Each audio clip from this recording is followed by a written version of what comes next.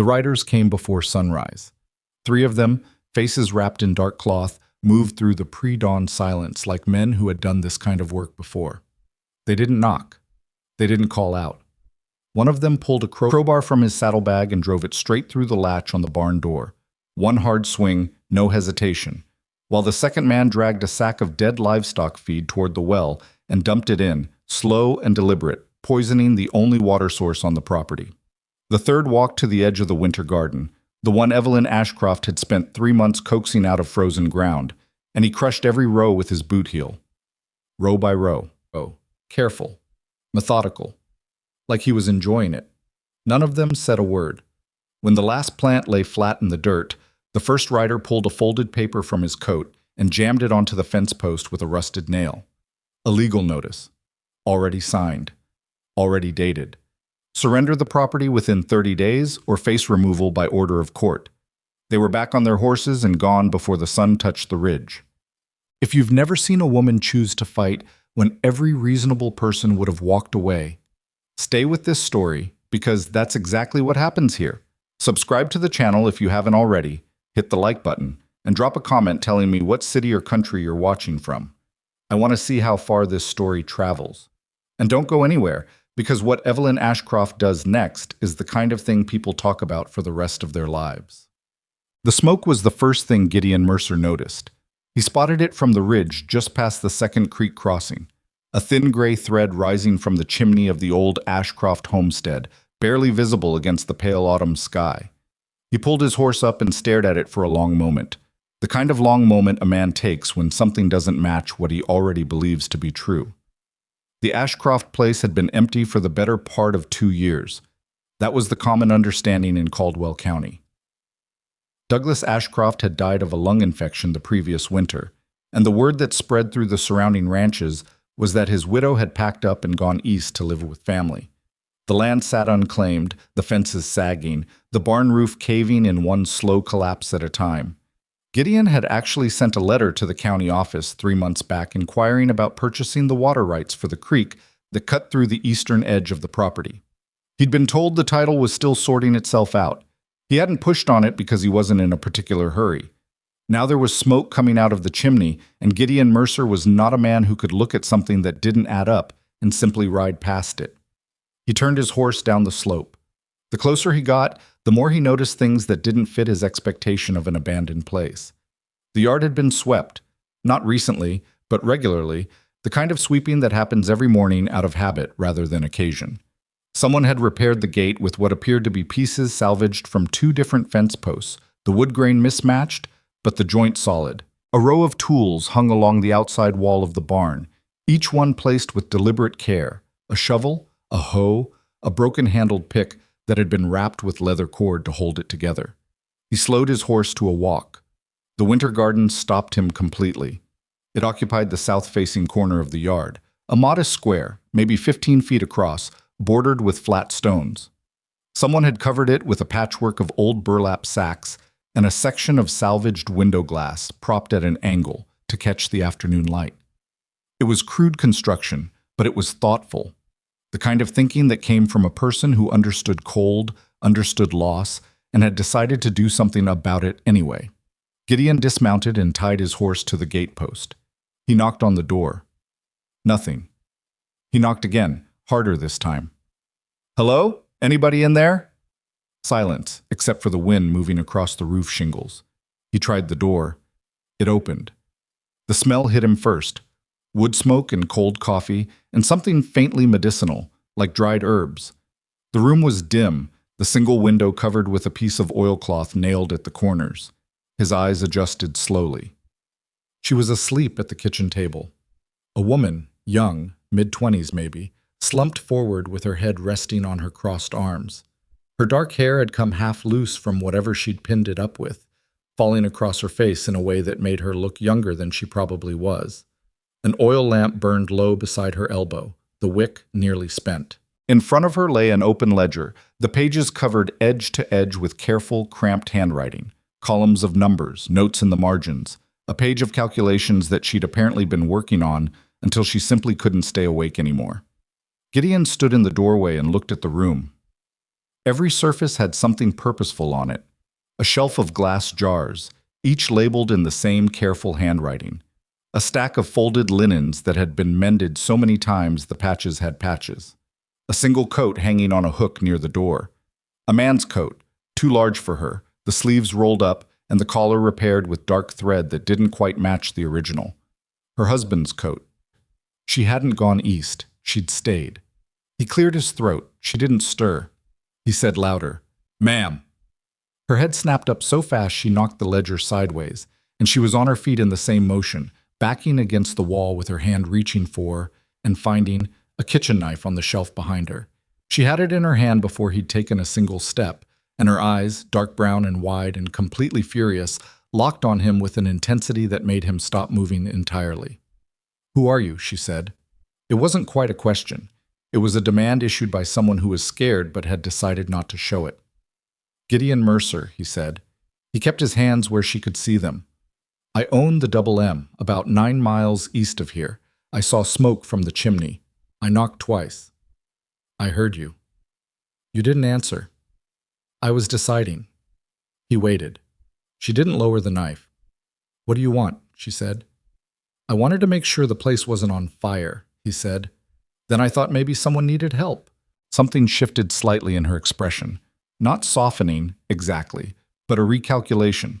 Her eyes moved to his hands, his coat, his boots, the hat he'd taken off when he came through the door. Whatever she was measuring, she was doing it fast. "I don't need help," she said. "All right." He didn't move to leave. "You're still standing in my house," she said. "I am," he agreed. "I'm Gideon Mercer, and you're Evelyn Ashcroft." A short pause. "You know who I am?" "I know the name on the deed to this property, and I know your husband passed last winter. I'm sorry for that." The knife stayed where it was. "If you came to offer condolences, you're about 14 months late." "I didn't come for that," he said. He was quiet for a moment, looking at the open ledger on the floor where it had slid. "I actually came because I'd been meaning to talk to whoever owned the creek rights on the eastern edge of this land. Didn't expect to find the owner still here." "Why not?" "County office told me the property was unoccupied." Her jaw tightened. "Then the county office is wrong." "I can see that." She studied him another few seconds, then lowered the knife. Not to the shelf, but to her side, still in her hand. "The creek isn't for sale," she said. "None of it is. If that's what you came for, you can leave." "I haven't asked for anything yet." "You were about to." He tilted his head. She wasn't wrong. He said, "Mind if I ask how long you've been here alone?" She blinked once. That one caught her off guard, and she didn't like being caught off guard. He could see that plainly. Her chin came up a fraction. "Since Douglas died." "About 14 months. 14 months and 11 days. The precision of it landed quietly in the room between them. "That's a long time to hold a place together by yourself," he said. "It's my place." "I'm not arguing that." She put the knife back on the shelf. Not because she trusted him. He could see that in the deliberate way she did it, like she was making a conscious choice she wasn't entirely sure about, but because holding it was tiring, and she was already tired enough. "I'll thank you for the concern," she said, which was clearly not a thank you at all. "And I'll ask you to leave now." "I'll leave," Gideon said. He put his hat back on. "I'll come back, though, when you're not sleeping at your table." "Don't." "I'll bring supplies from town. You can refuse them if you like." She opened her mouth to say something sharp, and he was already at the door. He pulled it shut quietly behind him. He stood in the swept yard for a moment, looking at the mended gate, the carefully hung tools, the winter garden wrapped in burlap and salvaged glass. He looked at the barn, where the roof had partially collapsed on the south side. He looked at the fence line, which was holding in some places and failing badly in others. He mounted up and started east. He came back 3 days later. He didn't knock. He left a sack of flour, a tin of salt, and a small crate of dried beans on the porch step, along with a brief note that said only, "From a neighbor. No obligation." He was back on his horse before she opened the door, and he was halfway up the ridge when he heard her call after him. He didn't stop. He came back again 4 days after that. This time she was outside when he arrived, working at the fence line on the north pasture, driving posts with a maul that was slightly too heavy for the work she was doing. He could see it in the way her shoulders absorbed each swing, the extra effort she was spending just to manage the tool. She saw him coming and stopped, watching him ride up with the same guarded expression she'd had in the kitchen. He dismounted without being invited to. "I don't need you to fix my fence," she said immediately. "I know." He looked at the post she'd been working on. She'd gotten it in straight, which was harder than it looked in frozen ground. "That's a decent line." She didn't say anything. "That maul's too heavy for this work," he said. "I've got a lighter one at the double M. You're welcome to borrow it." "I'm managing." "You are," he said, and he meant it without any edge on it, and something in the straightforward way he said it seemed to give her pause. She looked at him, the same measuring look she'd done in the kitchen, fast and methodical. "What do you actually want, Mr. Mercer?" "Right now I'm asking if I can look at the barn roof," he said. "Just look. I won't touch anything without your permission." A long silence. "You can look," she said finally, "from the outside." He walked to the barn and looked at the roof from the outside. The collapse was worse than he'd thought. A full section of the south corner had given way under the weight of last winter's snow, and the remaining structure was under stress. If another hard winter came and she hadn't shored it up, she'd lose the whole thing. He came back to where she was working. "The roof needs work before snow comes," he said. "If that corner goes, you'll lose the east wall too." "I know. The materials alone would cost, I know what they'd cost." He stopped. She drove another post, the maul hitting with that slightly wrong weight swing, and he watched her work and kept his mouth shut because she hadn't asked him for his analysis of her situation. After a while, she said without looking at him, "Are you going to offer to buy it again?" "I wasn't planning to." "Why not? That's why ranchers like you come out to places like this, to buy cheap when someone's struggling." "I came out because there was smoke from a chimney I thought was empty," he said, "and then I came back because I wanted to." She drove another post. "That's not an answer." "It's the honest one." She stopped and looked at him. "Men like you don't come around without wanting something, Mr. Mercer." "What kind of man am I?" "Wealthy, connected, used to getting what you ask for." He considered that. "Some of that is fair," he said. "Not all of it." She watched him for a moment, then she went back to the post. He came back 6 more times over the next 3 weeks. He didn't always do anything. Sometimes he just came to check that the chimney was still smoking, that the gate was still closed, that the lights were on after dark. He left things occasionally, a coil of wire, a box of nails, a good solid splitting maul that wasn't too heavy for the work. He never said where they came from. She never asked. On the 7th visit, she was waiting on the porch when he rode up. She had coffee, 2 cups. She handed him one without a word, and he took it, and they sat on the porch steps in the cold and drank it. And that was the beginning of something, though neither of them would have been able to name it yet or would have wanted to. "I have a proposal," she said after a while. He waited. "Not that kind," she said flatly. "I didn't say anything." "You were about to." He let that go. "What kind of proposal?" She set her cup on the step and wrapped both hands around it. "The county tax assessment comes due in April. I have enough to cover it, barely, but if anything else breaks before then, another fence section, the water pump, anything, I won't. And if I miss the assessment, the county can move to seize the property." "That's true," he said. "I'm not telling you that for sympathy." "I know. I'm telling you because you've been showing up here for 3 weeks, and I've decided you're probably not going to stop, and I'd rather have an arrangement that's clear than one that's ambiguous." He looked at her. She was staring at the middle distance, jaw set, like this was costing her something considerable just to say. "What kind of arrangement?" he said. "The creek on the east side, the seasonal water rights you wanted." She glanced at him briefly. "I'll lease them to you, properly, in writing. Fair market rate for this county, paid quarterly. In exchange, you help with the barn roof and the fence materials. Not labor. I'm not asking for your crew to come out here and take over my land. Materials. Lumber, nails, wire. Whatever's needed for the structures. And the rest stays yours." "Every acre," she said. "Every nail. My name is the only name on the deed, and that doesn't change." He thought about it, not because he was uncertain, but because the situation called for him to think rather than jump. She'd laid this out carefully. It deserved a careful response. "I want to add one thing," he said. Her eyes narrowed. "I want the agreement to specify that you have the right to cancel it at any time, with 30 days' notice, And that cancellation doesn't affect your ownership of the property in any way. She stared at him. Why would you give me an exit clause?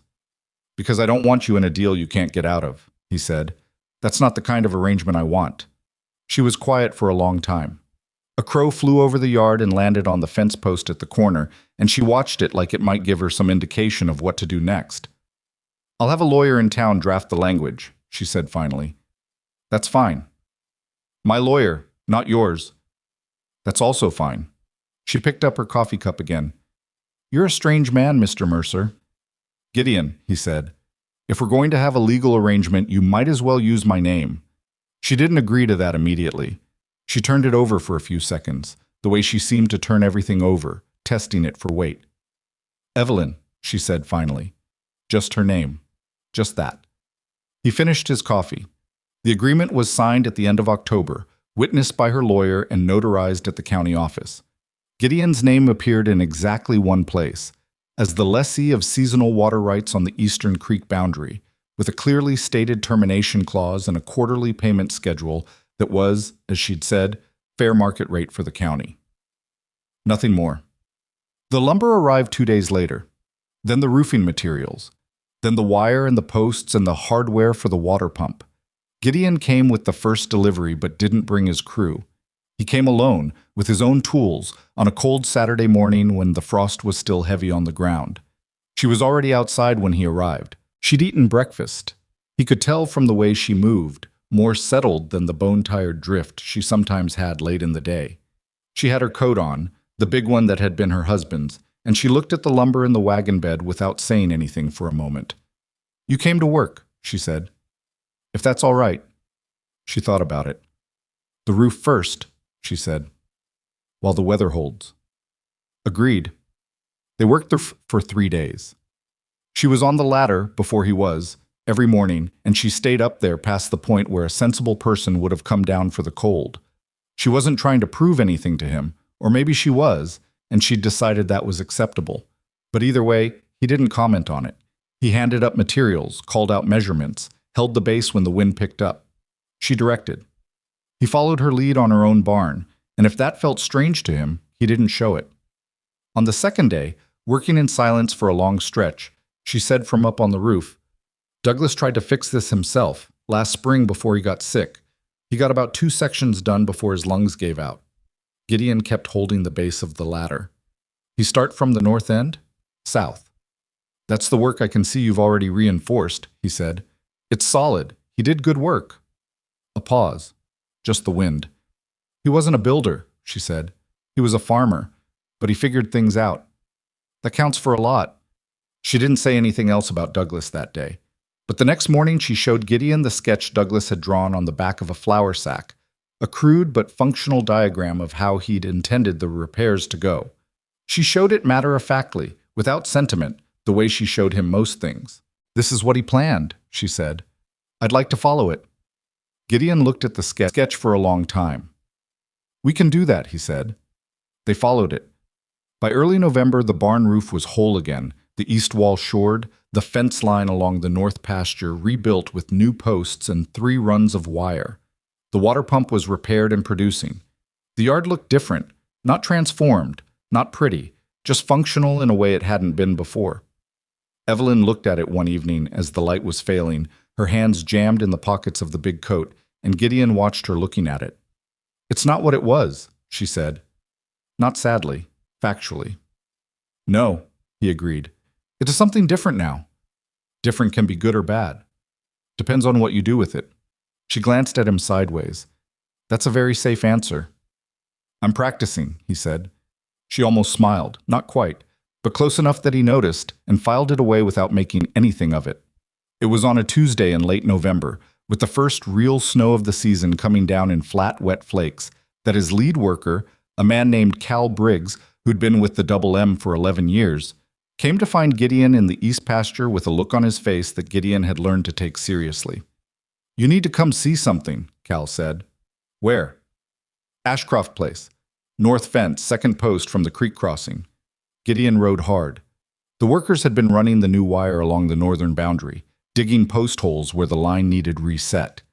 The second post from the creek crossing had hit something underground, They dug it out carefully, thinking it might be rock, and found instead a buried wooden stake, old wood, weathered to near black, driven in at an angle that didn't match the natural lie of the ground. Beside it, wrapped in oilskin and buried about 18 inches down, was a paper. Gideon crouched in the mud beside the hole and looked at it without touching it. Cal stood at his shoulder. "I didn't open it," Cal said. "Figured you'd want to see it first." "Good call." Gideon looked at the angle of the stake, the position relative to the fence line, the distance from the creek. Then he looked at the paper in its oilskin wrapping, and a slow, cold feeling settled in him that had nothing to do with the snow. "Get Evelyn," he said. Cal was already moving. She came out in the big coat, hair pinned back under a scarf, and she crouched beside the hole without being told to and looked at the stake and the paper with the same methodical attention she gave everything. "Someone buried this," she said. "Yes." "Recently?" "No, that stake's been in the ground at least 3 or 4 years, maybe more." She looked at the position. She was quiet for a moment, and he could see her working through it, the same way she worked through the ledger numbers, systematically, without rushing. Then she said very quietly, "That's not where the boundary is." "No," he said, "it's not." The stake was positioned about 40 feet inside the actual property line. If someone was using this stake as evidence of where the boundary ran, they were claiming 40 feet of Evelyn's land that wasn't theirs. She reached into the hole and picked up the oilskin package. "Evelyn, it's on my property," she said. She unwrapped it carefully. Inside was a document, handwritten, on county form paper. A survey notation, dated 3 years prior, claiming the eastern boundary of the Ashcroft parcel ran through this point. Signed by a surveyor named Elias Potts. She read it twice. Then she handed it to Gideon. He read it once, and the cold feeling in him settled deeper. "Do you know the name?" he said. "Elias Potts worked for 3 or 4 of the bigger land operations in this county," she said. "Douglas mentioned him once, said he had a reputation for flexible measurements." "Flexible," Gideon said. That was Douglas's word. Gideon looked at the document, then at the stake, then at the fence line, the real one, the one that matched every legitimate survey and deed on file at the county office. 40 feet. It might not sound like much, but 40 feet along the creek crossing meant the water, and the water was the thing. "Someone put this here before Douglas died," Evelyn said, "while he was still sick." "That's what the date says." Her voice was level, carefully, deliberately level. "And they were going to use it to claim the creek access." "That's what I think," he said. She stood up. She handed him the document back, and he looked at her. The set of her jaw, the stillness that had come over her face, the particular quality of quiet that he was beginning to understand meant she was very angry and managing it. "Keep this," she said. "I want it documented and witnessed with the exact location of where it was found. I want measurements, witnesses' names, the date, everything. I'll have Cal write it up tonight. I want a copy." "You'll get one." She looked at the hole in the ground, at the buried stake, at the snow coming down on all of it. Then she looked at Gideon with eyes that were sharp and direct, and carrying something that wasn't quite fear, but was the thing you feel when you suddenly understand the size of what's coming toward you. "This isn't the only one," she said. He held her gaze. "No, probably not." She nodded once, a short nod, like she was confirming something she'd already known somewhere in herself. "Then we'd better find the rest of them," she said. She walked back to the house, and Gideon stood in the snow beside the hole in the ground that contained a lie that someone had planted years ago and left to grow, and he looked at the document in his hand and at the retreating figure of the woman who owned this land and had been fighting for it before she even knew exactly what she was fighting. Cal came to stand beside him. "That's bad," Cal said quietly. "Yeah," Gideon said. "It is." "What are you going to do?" Gideon folded the document carefully back into its oilskin and tucked it inside his coat. "I'm going to help her find the rest of them," he said, "and then I'm going to help her figure out who put them there." He started back toward the horses, and Cal fell into step beside him, and the snow kept coming down, covering the fresh-dug earth around the hole, covering the tracks they'd made, covering everything. The way a lie covers a landscape, patient and quiet and cold, waiting for someone who knows the ground well enough to dig. She was waiting on the porch when he came back to the house that evening. She'd been working, The ledger was out again, open to a fresh page, and she'd already started making notes. He could see the column headings from where he stood. Location, date, witness, description. She was building a record. "Sit down," she said. "I need you to tell me everything you know about Elias Potts." He sat down. He told her. And outside, the snow covered the frozen ground of Rose Hollow Ranch, and somewhere in the territory, someone was waiting for a widow to give up, and had no idea yet that she wasn't built that way. The notes Evelyn had made that first night filled 4 pages by morning. Gideon found out because she told him, without preamble, when he rode up the following day. She was already outside, standing at the fence line with her notebook and a measuring rope, and she said it the way she said most things, directly, without softening, as though the information was simply data he needed to function usefully. 4 pages, she said.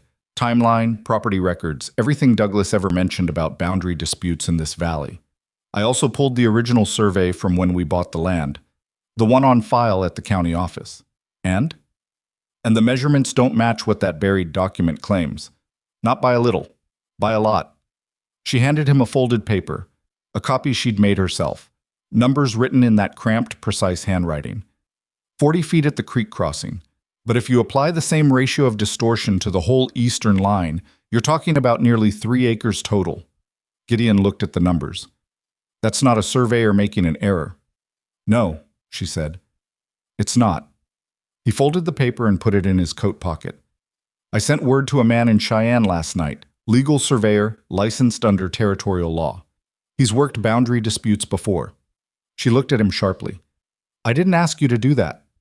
You didn't. I did it because I have a water rights agreement on this land, and if someone's trying to redraw the boundary, that affects me too. He held her gaze. That's the truth of it. She studied him. The wind came across the pasture and pulled a strand of hair across her face, and she pushed it back without looking away from him. What's his name? Harlan Webb. He's honest, which is harder to find than it sounds in this business.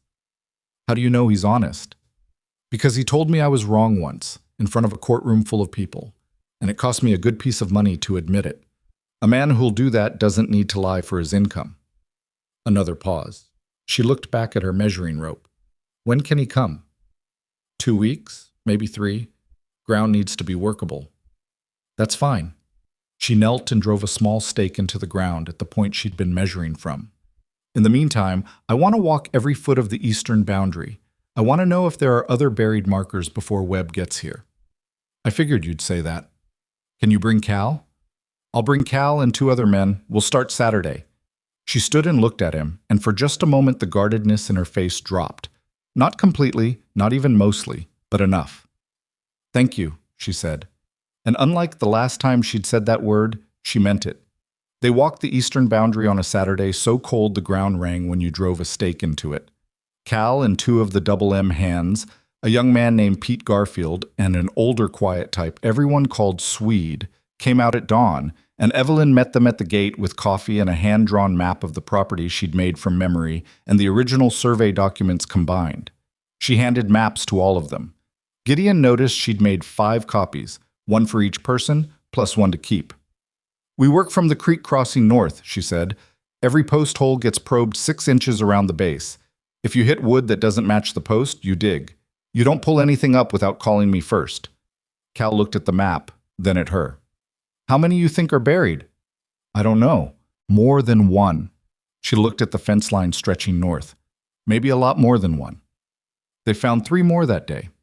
The second was near an old cottonwood on the northeast corner, buried shallower than the first, only about 10 inches down, with a similar oilskin wrapper and a similar document inside, this one claiming a different boundary point. The third was at the midpoint of the eastern fence, buried deeper, the wooden stake, so old it crumbled when Pete tried to lift it, the document inside still legible, but faded to the point where some of the words required guessing. The fourth was the worst. It was buried directly under an existing fence post, which meant either someone had put it there when the post was originally set, or they dug around the post without disturbing it enough to be noticed and planted it afterward. Someone with patience, Cal said, looking at the fourth one. Someone with a plan, Gideon corrected. Evelyn was crouched over the third document, reading it in the failing afternoon light. Her jaw was tight. She'd been quiet for the last 2 hours. Not the comfortable working quiet of earlier, but something denser, something Gideon recognized as a person processing something they hadn't fully let themselves feel yet. All the same surveyor? He asked. Elias Potts, yes. She folded the document back into its wrapper with hands that were steady but not relaxed. And all dated within the same 6-month period, 3 years ago. While Douglas was ill. While Douglas was dying, she said. Flat. He was bedridden by then. He couldn't have walked the fence line if he'd wanted to. Nobody said anything for a moment. Someone knew that, Pete said, then looked like he wished he hadn't. But Evelyn nodded. Yes, someone knew exactly that. She stood up and looked at the fence line, at the eastern sky going gray-pink with the end of the afternoon, at the 4 oilskin packages lined up on the ground beside Cal's notebook, where he'd been recording each location and depth. She looked at all of it with a steady, measuring expression that was starting to scare Gideon a little. Not because of anger, but because of the lack of it. She wasn't raging, she was cataloging. That meant she was going to fight, and she was going to fight smart, and she was going to fight for a long time. We document everything tonight, she said. Every measurement, every witness present, every word on every document. I want Cal's notes and Pete's notes and Swede's notes all kept separately so nobody can say the record was contaminated. She looked at Gideon. And I want copies of everything in 2 separate places. I'll keep a set at the Double M, he said. Good. She picked up the coffee tin she'd carried all day and poured what was left into the ground. Let's get in out of the cold. Gideon stayed for dinner that night, which was the first time that had happened. Not because she invited him exactly, but because it was dark and cold by the time the documentation was finished, and she put a pot on the stove with matter-of-fact efficiency and set out 2 bowls without asking if he was staying. He took that as an invitation and said nothing about it. They ate at the table where he'd first found her sleeping. The ledger was pushed to one side. Between them on the table were Cal's notes and the 4 oilskin packages and the hand-drawn map and her own 4 pages of timeline notes, and they ate beef stew and talked about the law. She knew more about territorial land law than he'd expected. Not lawyer level, but working knowledge, the kind you get from reading every piece of paper that comes with a land purchase and then reading more besides. A forged survey can be challenged, she said, but only if you can prove the original survey was accurate and the forged one was placed with intent to deceive. You can't just say it's wrong, you have to show it's a lie. Webb can testify to the accuracy of the original survey, Gideon said. That's part of it. The other part is motive. She pushed the stew around in her bowl. Who benefits from moving the boundary? The creek is the answer, the creek access. So whoever planted those stakes wanted the water. Or wanted to sell the water, Gideon said. She looked up. If someone bought this property, or forced you off it, and claimed it through legal mechanism, the creek access makes this land worth 3 times what it would be worth without it. He set down his fork. This isn't about a neighbor wanting a few extra acres. This is about someone wanting to acquire this land for its water value and resell it or leverage it. She was quiet, thinking. Do you know a man named Silas Draven? Gideon said. The name landed visibly. Her expression didn't change exactly, but something around her eyes shifted. I know the name. Douglas mentioned him. He tried to buy this property about 4 years ago. Douglas turned him down. Douglas didn't even meet with him, sent word back that the ranch wasn't for sale and never would be. She looked at her stew. Draven sent a second offer. Douglas returned it unopened. That was about 4 years ago, Gideon said, and the documents we found today were planted approximately 3 years ago. She set down her spoon. A year after Douglas refused him, she said. A year after Douglas refused him, he confirmed. The stove popped. Outside the wind had picked up, and they could hear it moving around the corners of the house. Evelyn sat very still for a moment, and Gideon watched her face, the way her eyes moved slightly, the way her jaw worked once, the way she put her hand flat on the table like she was grounding herself. He waited for Douglas to get sick, she said. That's what the timeline suggests. And then he planted fake surveys while Douglas was too ill to check the fence line. Her voice was even, controlled. And then Douglas died, and everyone assumed I'd gone east, and Draven was going to wait until the county seized the land for unpaid taxes and then step in. Or file a boundary claim using the forged documents and force you off before that, Gideon said. Either way works for him. She picked up her spoon again, looked at it for a second, and put it back down. He didn't count on me staying. No, I don't think he did. She looked at Gideon with the sharp, direct look that he was coming to know as her default when she was decided about something. I need to know everything about Silas Draven, not rumors, facts, business dealings, land acquisitions, anyone who's worked for him and might talk. I can find some of that, he said. I need to find a lawyer who handles territorial land disputes, not a county lawyer, someone with territorial court experience. I know one. Her name's Margaret Colby. She's in Cheyenne. Her? Yes. A short pause. Good, Evelyn said in a tone that suggested she found that specifically encouraging. I'll send word tomorrow. Tonight, she said. Write the letter tonight. I'll add a note with the specifics. He almost smiled. Tonight, then. He wrote the letter at her table, and she read it and added 3 paragraphs in her own handwriting. Precise, detailed, containing exactly the relevant facts and no superfluous words. He sealed it and left it with her to send in the morning post.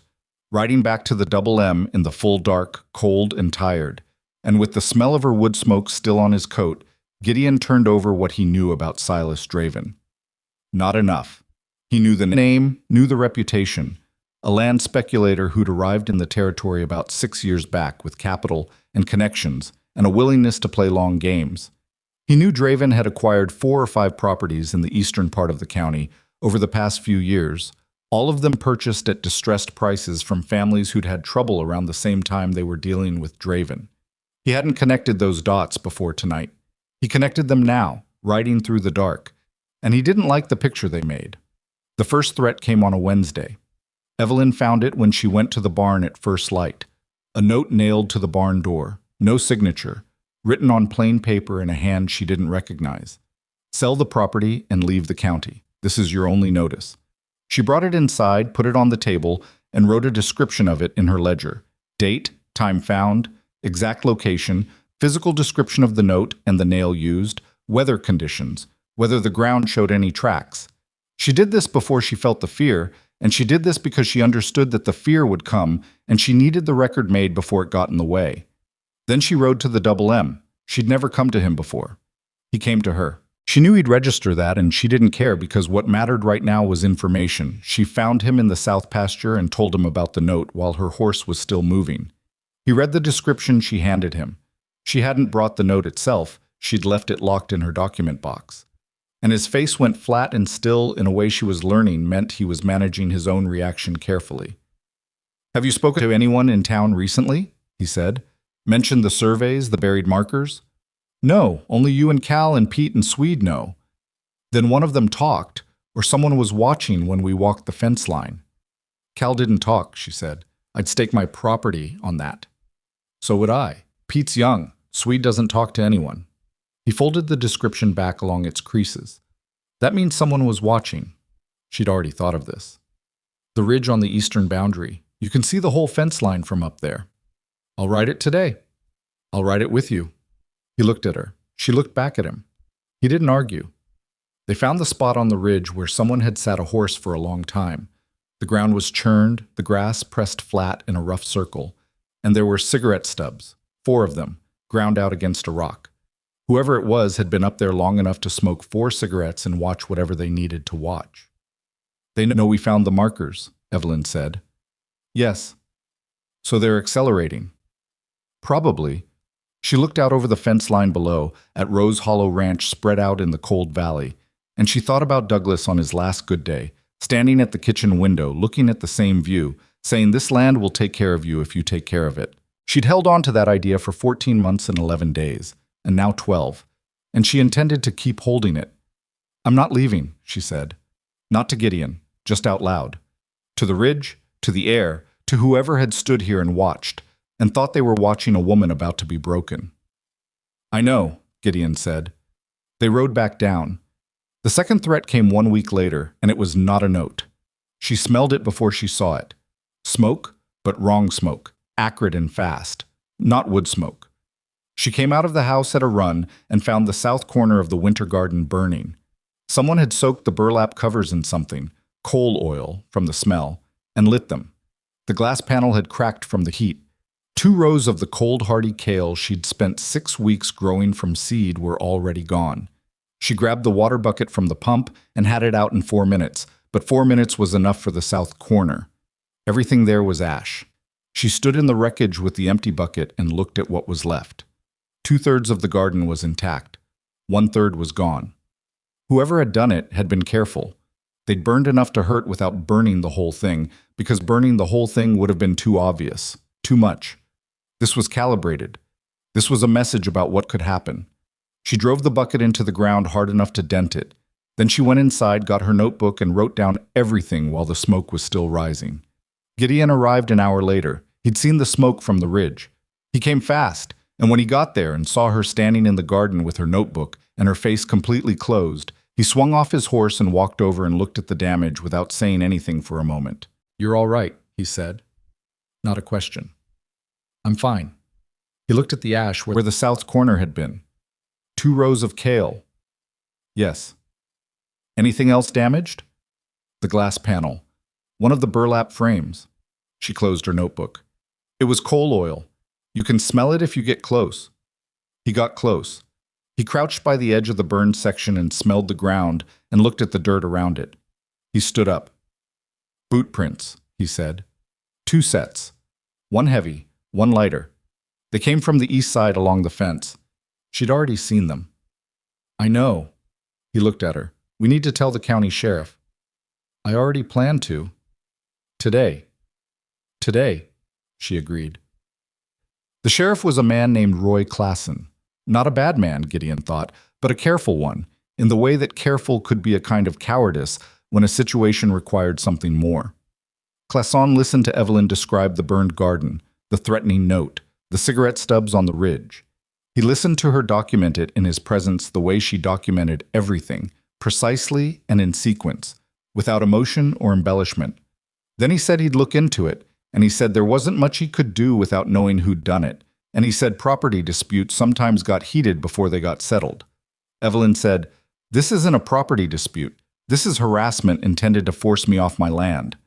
Klassen said he understood her concern. She said, "I want it on record that I reported this." He said that was her right. She made him write it down in his record book, right there, with the date and time and her name and everything she'd told him, and she made him sign it and she copied it herself into her notebook before she left. In the street afterward, Gideon said, "He won't do anything." "I know," she said, "but now there's a record that I told him and he didn't act." She put her notebook in her coat pocket. That matters later. She was always thinking about later. The fence came down the following week, not the whole fence, but the section along the north pasture that they'd rebuilt in November. The good new wire, over good new posts. Someone had cut it in 3 places during the night, cut it clean, which meant wire cutters, which meant tools brought with intent. She found it at dawn and fixed 2 of the 3 sections herself before Gideon arrived. He found her at the 3rd cut with her hands bleeding through her gloves where the wire had gotten her while she worked it back into position. "I've got it," she said. "Evelyn, your hands? I've got it." She finished the splice, wrapped it, set it on the staple. She straightened up and looked at the work. It wasn't as clean as the original job, but it would hold. She stripped her gloves off. Her palms were marked with wire cuts, none deep, all the normal cost of this kind of work. He looked at her hands and then at her face. 3 cuts, she said. Same night. Someone methodical. Same people as the garden, probably. Probably. She pulled her gloves back on. "I need you to do something for me." "Name it." "I need you to ask around, quietly, not through official channels, about any men in this county who do day labor for larger operations, specifically men who might work for Draven. I need names." "That's going to take some time." "I know. I'm not in a hurry on that particular piece." She looked at the fence line. "What I'm in a hurry on is getting Webb out here. I sent a follow-up letter yesterday. He'll be here within the week." "Good." She picked up her tools. "Because the legal notices start soon." He looked at her. "You know that?" "I know the pattern. Everything they've done has been building toward the same thing. They harass, they intimidate, they try to get the person to leave voluntarily. When that doesn't work," she glanced at him, "and it hasn't worked, the next step is the legal mechanism. A filed claim using the forged surveys, a court order, a notice to vacate based on a boundary dispute they've manufactured. How do you know all this? She looked at him for a moment, and something passed through her face that was complicated. Not quite pain, not quite bitterness, somewhere between the two. Because the family 2 valleys over went through the same thing, the McCreadys. Douglas told me about it.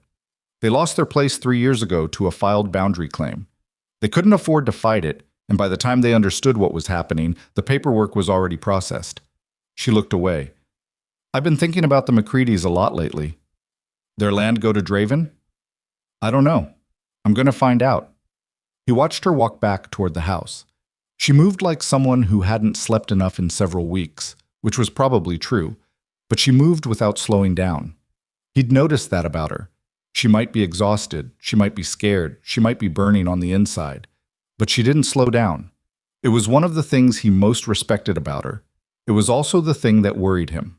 Harlan Webb arrived on a Thursday, 9 days later, driving a rented wagon with his surveying equipment stacked in the back in a manner that was businesslike to the point of being blunt. I was a small, precise man in his 50s with ink-stained fingers and eyes that were accustomed to measuring things. Evelyn met him at the gate. She'd dressed practically, not for appearance, and she had her copy of the original survey already in her hand. She walked Webb through everything before he touched a single instrument: the buried markers, the documents, the discrepancy between the forged survey and the legitimate one. She laid it all out in the same sequence she used for everything, without gaps, without unnecessary commentary. Webb listened without interrupting, which Gideon appreciated. When she was done, Webb said, "You kept the buried stakes?" "Exactly where they were found. The documents I've stored separately." "Smart." He looked at the fence line. "This is going to take 3 days minimum." "Take whatever you need," she said. He worked for 4 days. He was thorough in the way that a man is thorough when he knows his name is going on a legal document that will stand up to challenge, measuring and remeasuring, cross-referencing his findings against county records that Evelyn had already pulled, comparing the position of the buried markers against both the forged document dates and the original survey coordinates. He worked in silence mostly, and Evelyn worked alongside him, and Gideon came out each afternoon to get the day's summary. On the 4th day, at the end of the afternoon, Webb sat down at Evelyn's kitchen table and wrote his preliminary findings in his notebook. "The original survey is accurate," he said. "The buried markers are not. The forged documents describe a boundary that would shift approximately 2.9 acres of this property, including the creek frontage, outside the legal parcel. The positioning of the stakes suggests they were placed to support a specific false claim, not to correct a genuine measurement error." "Can you say that in a territorial court?" Evelyn said. "Yes," Webb said. "I can say it and I can prove it." Something in Evelyn's face shifted. Not relief, not joy, but the particular quality of a person who has been holding very still under pressure and has just learned the ground under their feet is real. "Good," she said. "Thank you." Webb looked at her and then at Gideon. "You're going to need good legal representation. This won't be simple." "We've already contacted Margaret Colby," Gideon said. Webb nodded slowly. "Then you've got a chance." Evelyn had her notebook out. "Write your findings down for me in full, signed and dated. Tonight, if possible." "Tonight," Webb agreed. He wrote them up at the kitchen table while Evelyn made coffee, and Gideon sat by the stove, and outside the December wind moved across the valley like something looking for a way in. The lamp burned low, and the pen scratched across the paper, and the three of them sat in the warmth of the house, while somewhere in the territory a man named Silas Draven was preparing the next move in a game he thought he was winning. He was wrong. He just didn't know it yet. The legal notice arrived on a Monday, 11 days before Christmas. It was delivered by a county official, a young man named Lester who looked genuinely uncomfortable with his assignment, and he handed it to Evelyn at the door with an apology in his eyes, if not in his words. She read it on the porch without going inside. It was exactly what she'd told Gideon it would be. A filed boundary claim from a man named Silas Draven through a land-holding company called Territorial Resources and Development, stating that a portion of the land currently held in the name of Evelyn Ashcroft was in fact the rightful property of the company based on a survey conducted by licensed surveyor Elias Potts 3 years prior. It demanded a county hearing to adjudicate the claim, It listed 4 witnesses who would testify to the accuracy of the pot survey. She read it 3 times slowly. Then she went inside, sat at the table, and wrote in her ledger, "Legal notice received, date, time, delivered by county official Lester Frayne, content as follows." She wrote it all down. Then she rode to the double M and handed it to Gideon without a word. He read it standing up. He read it twice. 4 witnesses, he said. 4 people who are willing to lie in a county hearing, she said, or 4 people who are paid to. We need Colby here. I sent her a telegraph this morning. She'll be here by end of week. He looked at her. You telegraphed her before you rode out here. Of course I did. You were the second stop. He handed the notice back to her. Draven filed this on a Monday. Hearing will be set for 4 to 6 weeks out, probably. That gives us time. Not as much as you think. He has 4 witnesses. We have a surveyor's report and a stack of buried markers and no names yet for who planted them or who else Draven's done this to. She folded the notice and put it in her coat.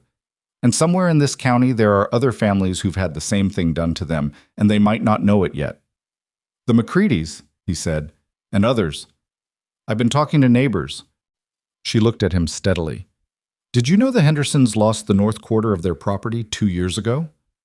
They were told a resurvey had found an error in their original deed. They couldn't afford to contest it. The Hendersons' land is east of the McCreadys.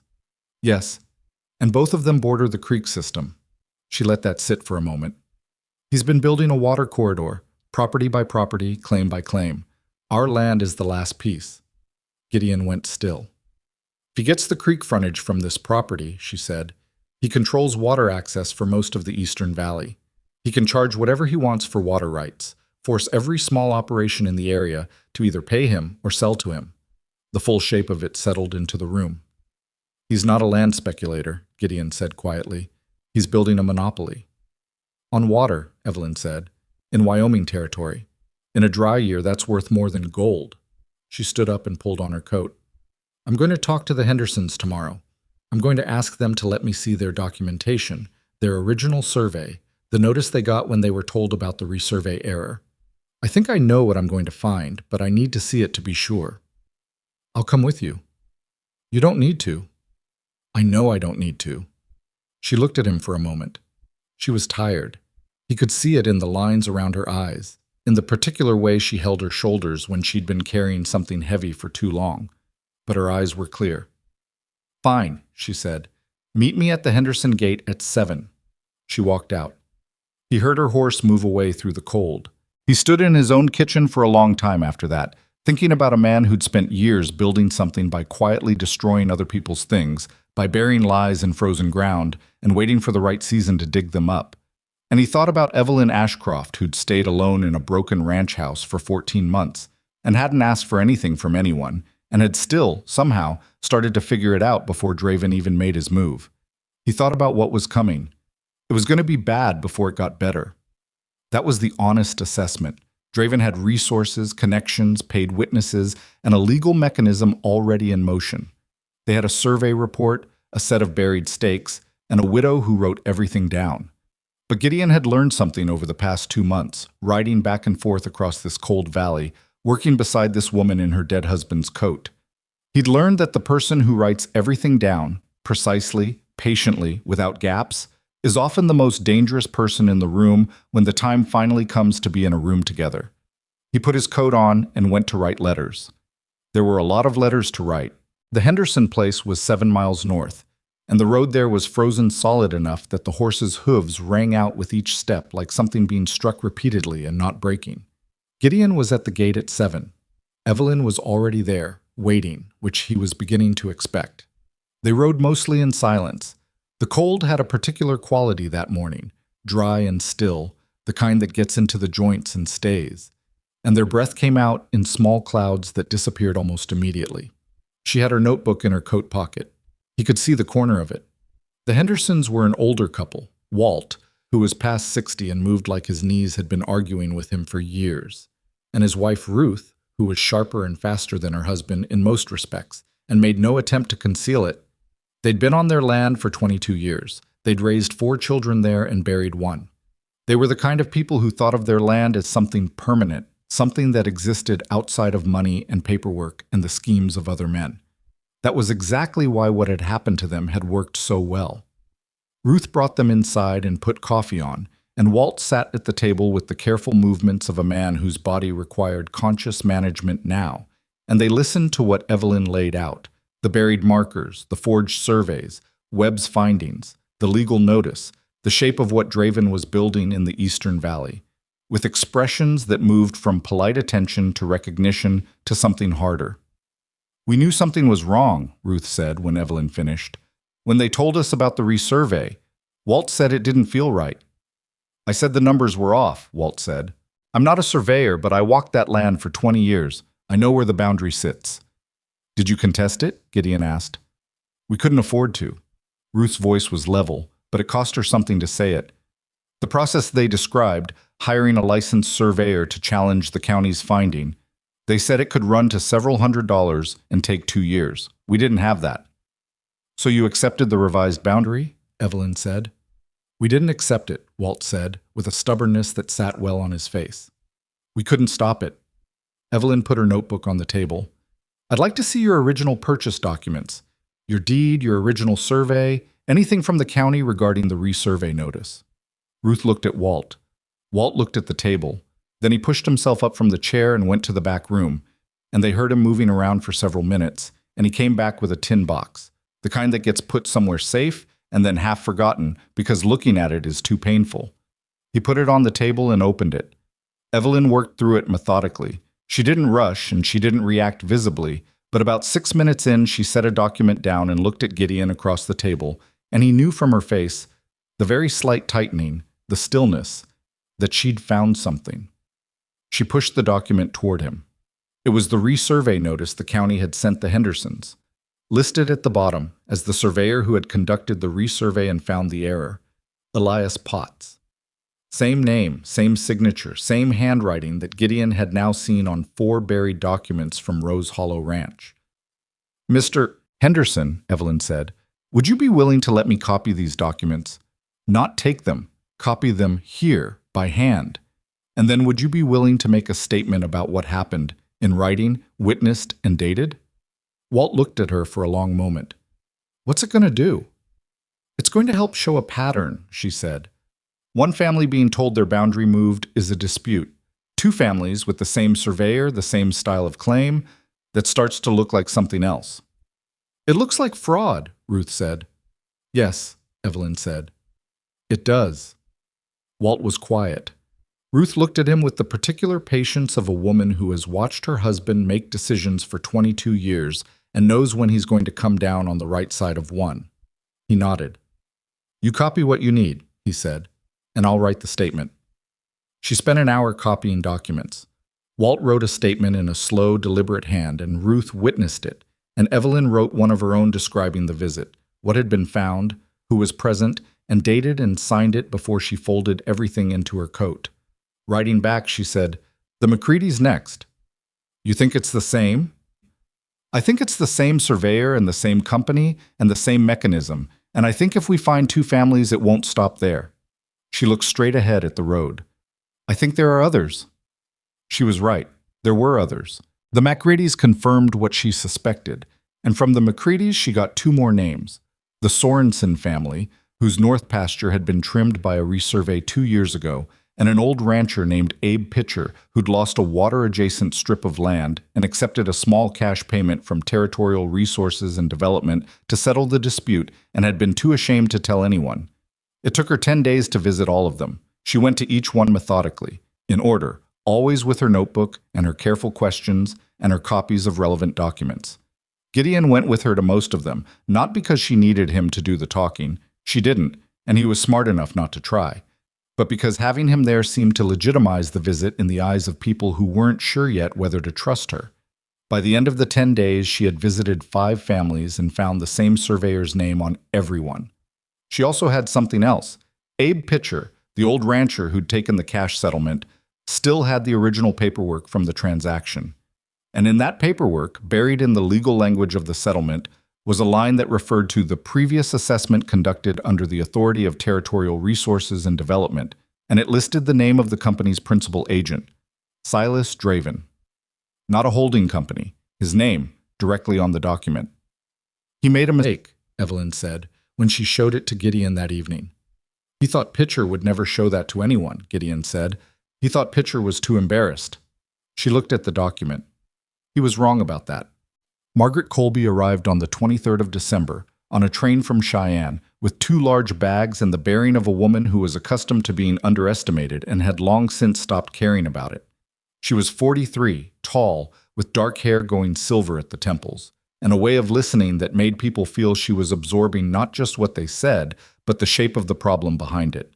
She came directly to Rose Hollow Ranch from the station, and she sat at Evelyn's kitchen table and read through every document Evelyn had assembled. The buried markers, Webb's survey report, the 5 families' statements, the legal notice from Draven's company, and the Pitcher settlement paperwork with Draven's name on it. For 2.5 hours, without coffee, without interruption, turning pages and occasionally making small notations in the margin of her own notepad. When she was done, she looked up. "How long did it take you to gather all of this?" she said. "About 6 weeks from when we found the first marker," Evelyn said. Colby looked at the stack of documents. Then she looked at Evelyn. "This is exceptional work. Is it enough?" A pause. "It might be. I won't know until I see what Draven files formally and who his witnesses are." She turned a page back and looked at something again. "This settlement document with Pitcher's name on it. This is significant. This ties Draven personally to the operation, not just through his holding company. If we can show the same pattern replicated across multiple properties with the same surveyor and the same agent, we have a conspiracy argument, not just a boundary dispute." "That's what I thought," Evelyn said. Colby glanced at her. "Have you practiced law?" "No. I just paid attention to what was being done to my neighbors and thought about what it would take to undo it." Something shifted in Colby's expression. Not quite admiration, more like recognition. The look of one precise mind identifying another. "The hearing is set for the 3rd week of January. That gives us about 4 weeks. She closed her notepad. "We'll need to prepare you to testify. You, Webb, and ideally at least 2 of the other families." "The Hendersons said they'll testify," Evelyn said. "I think Abe Pitcher will, if someone sits with him beforehand. He's ashamed of having taken the settlement money." "That shame is actually useful," Colby said. "A man who confesses he was manipulated into a settlement is a more credible witness than one who claims he never made a mistake." Gideon, who had been quiet in the corner for most of this, said, "Draven's 4 witnesses. Do we know who they are?" "Not yet," Colby said. "The filing names them as forthcoming. We'll receive the list before the hearing." She looked at him. "What's your role in all this, Mr. Mercer?" "I have a water rights lease on the Eastern Creek boundary," he said. "If the boundary moves, my lease is affected." "That gives you legal standing as an interested party." "Yes." "And what else?" He looked across the table at Evelyn, who was looking at her hands. "I've been helping where I could," he said. Cole looked between them for a moment with the practiced eye of a person who reads rooms for a living. Then she went back to her notepad. "I'll need a statement from you as well. Your observations the day the first marker was found, the chain of custody for all the documents, the fence damage, the threatening note, the garden fire. Everything you witnessed directly." "I'll have it written by morning," he said. He meant it literally. He wrote it that night, at his own table at the Double M, going through everything from the first time he'd seen the smoke from Evelyn's chimney to the night they'd sat in her kitchen eating stew and figured out who Silas Draven was. He wrote it in the same plain, factual style that he'd watched her use. No embellishment, no interpretation, just what happened and when, and what he'd observed directly. He was up past midnight finishing it. He brought it to her at 7 the next morning. She was already awake. She read it at the kitchen table while he stood by the stove warming his hands, and when she finished, she said, "This is good." "You sound surprised." "I'm not surprised." She set it down. "I just didn't know if you'd write it, or have someone write it for you." "I write my own things." She nodded once and added his statement to the stack. Outside, snow had come overnight, and the world was muffled and still and white. January came in cold and clear, and they prepared. Colby worked Evelyn through her testimony every afternoon for 2 weeks, the way a carpenter works a piece of wood. The same questions from different angles, probing for gaps or inconsistencies, finding the places where the story needed shoring up. Not because it wasn't true, but because truth doesn't always organize itself for courtrooms. Evelyn was a quick study. She'd always been a quick study. She also had the advantage of knowing her own story from the inside, of having lived the 14 months and the buried markers and the burned garden and the cut fence, and she'd written all of it down.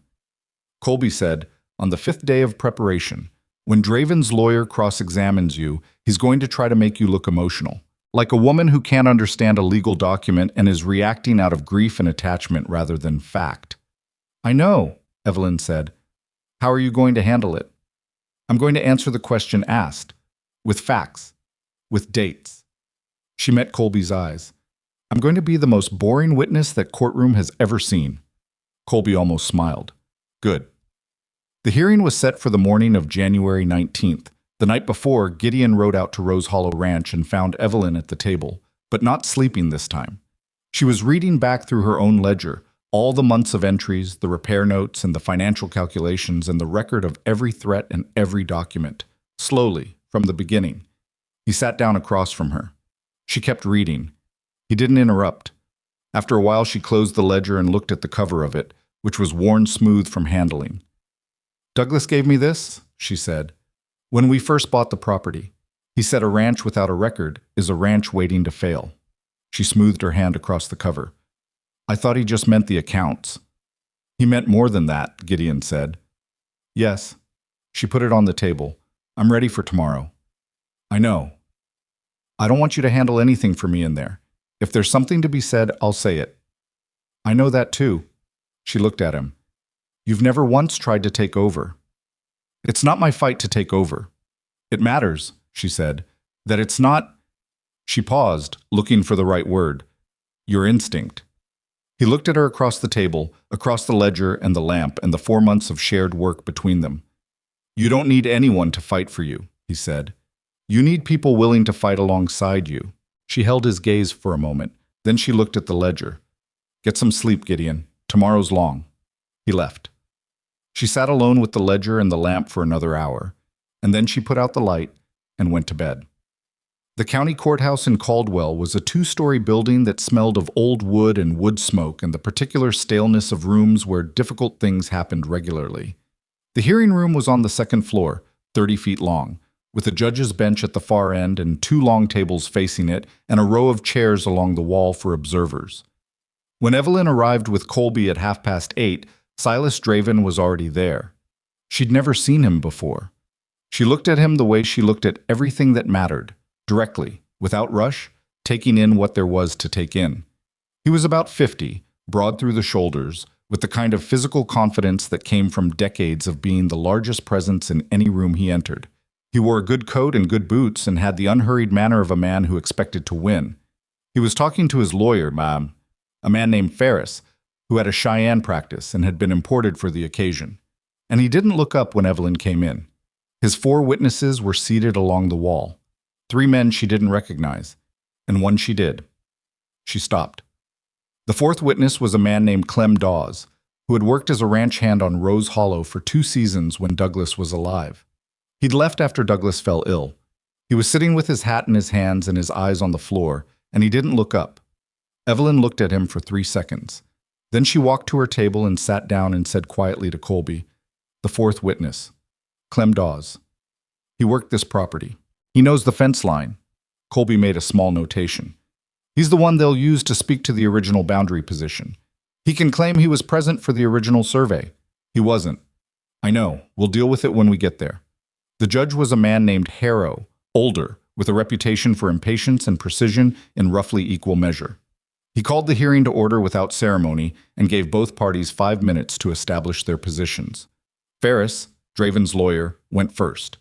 He laid out the claim neatly and with practiced ease held a survey report conducted by licensed surveyor Elias Potts, establishing that the eastern boundary of the Ashcroft parcel sat 40 feet interior to the position claimed on the original deed.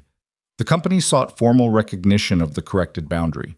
4 witnesses would testify to the accuracy of the Potts survey and the company's rightful claim to the creek frontage. It was smooth. It was well organized. It sounded, on the surface, like a reasonable legal proceeding. Colby presented the response with equal efficiency. The landowner disputed the claim. held a conflicting survey from a licensed territorial surveyor had physical evidence that the Potts survey markers had been placed intentionally and fraudulently, and had documented evidence of a pattern of similar claims affecting multiple properties in the Eastern Valley, all connected to the same surveyor and the same principal agent. Harrow looked at Draven's table, then at Colby's table.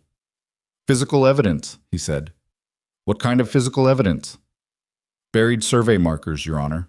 4 of them, recovered from the Ashcroft property with witnesses present, each accompanied by a forged document bearing the Potts signature. The markers were buried between 3 and 4 years ago, as established by the condition of the wood and the dates on the documents." Harrow looked at Draven. Draven's face showed nothing.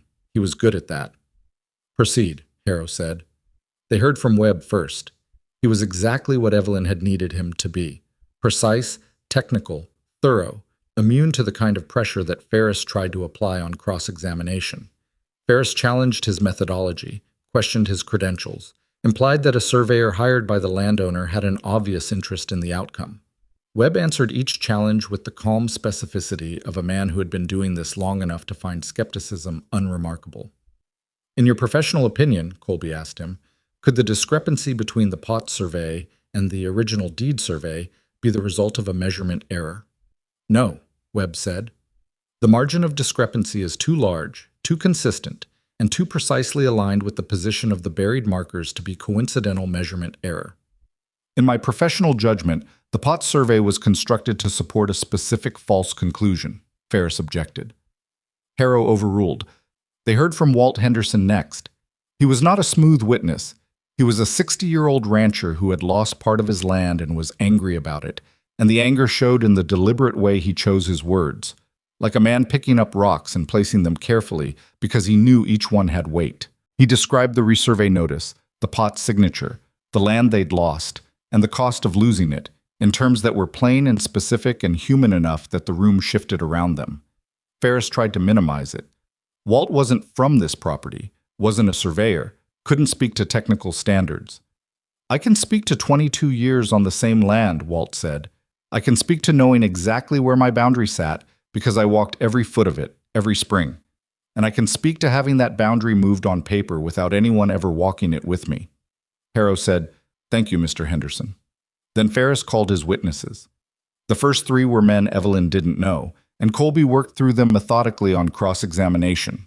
They had been present, they claimed, when Elias Potts conducted the survey. They had observed the markers being placed. Their testimony was consistent in the way that rehearsed testimony is consistent, a little too even, a little too aligned, without the small variations that real memory produces. Colby didn't attack them directly. She asked precise questions about the specific conditions of the day, weather, time of year, who else was present, what tools were used, and the answers, while not openly contradictory, didn't quite cohere. She let the inconsistencies sit in the room without naming them. Then Ferris called Clem Dawes. Clem came to the front of the room like a man walking to something he didn't want to reach. He sat down. He still wasn't looking at Evelyn. Ferris took him through it carefully. He'd worked on the Ashcroft property. He was familiar with the fence line. He had been present when the Potts survey was conducted and had observed the boundary markers being placed at the positions described in the survey document. He delivered it in a flat, rote voice that had no texture in it. Then Colby stood up. "Mr. Dawes," she said, "how long did you work on the Ashcroft property?" 2 seasons. "And during that time, did you know Mr. Douglas Ashcroft well?" "Well enough." "Was he a man who paid attention to his boundaries, who walked the fence line regularly?" "Yes." "Did he ever express concern to you about the eastern boundary, any belief that it might be inaccurate?" A pause. "No." "In fact," Colby said, "in the time you worked there, was there ever any question raised about the position of the eastern boundary?" Another pause. Longer. Clem's hands tightened on his hat. "No," he said. "Mr. Dawes, you testified that you observed the Potts survey being conducted. Can you tell me what time of year that was?" "Fall." "Which year?" He named the year. Colby looked at a document in front of her. "That's interesting, because Mr. Douglas Ashcroft's medical records, which Mrs. Ashcroft has provided, show that during that fall he was confined to bed with a serious lung illness."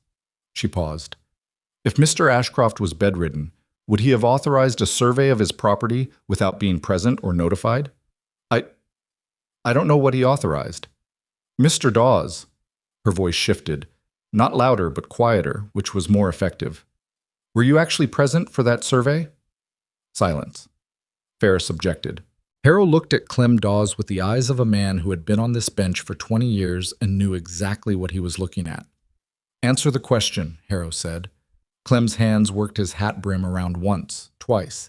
He looked at the floor. Then he looked up. And for the first time since he'd come into the room, he looked at Evelyn. She looked back at him. Not with anger, with steadiness.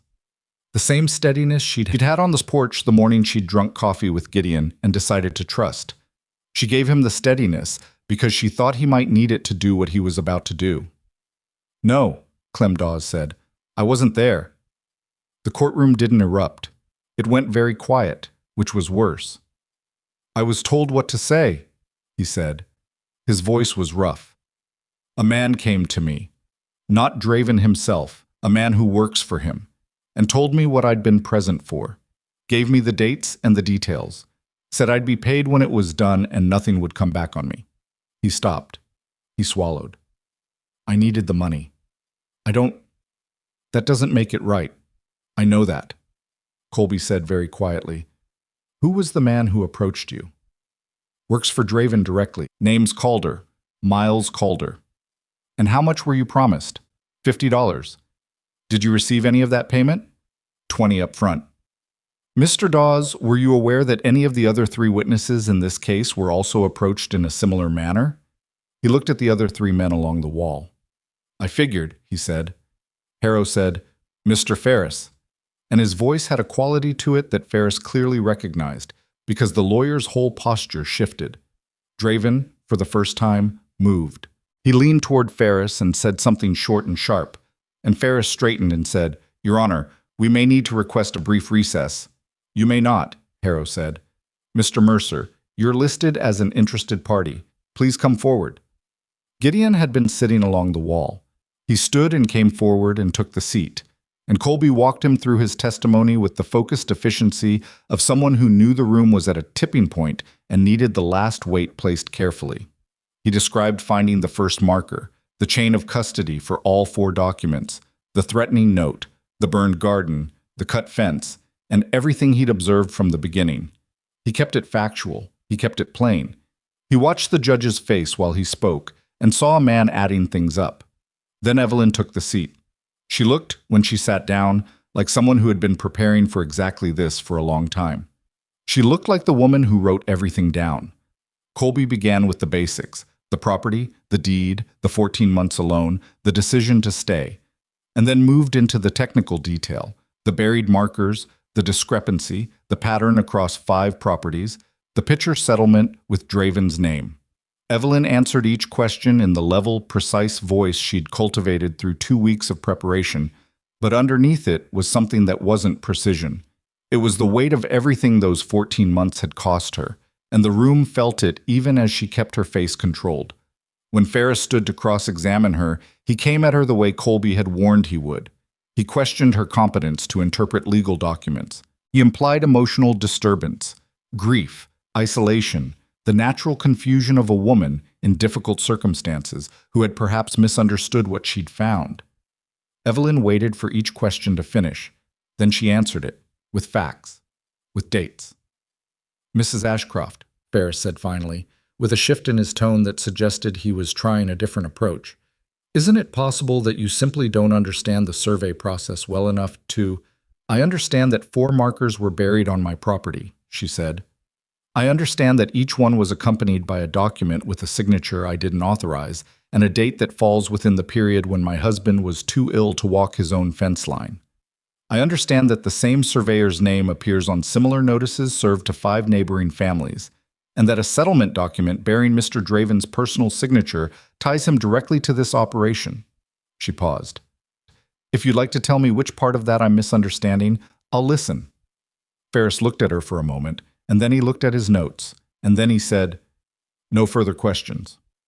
Harrow called a recess, In the hallway, Gideon found Evelyn standing at the window at the end of the corridor, looking out at the street below where horses stood tied and a few people moved through the cold. She had her hands clasped in front of her, and her shoulders were rigid with the effort of holding everything in the right shape. "You did well," he said. "It's not over," she said. "No." Harrow could still rule on narrow grounds.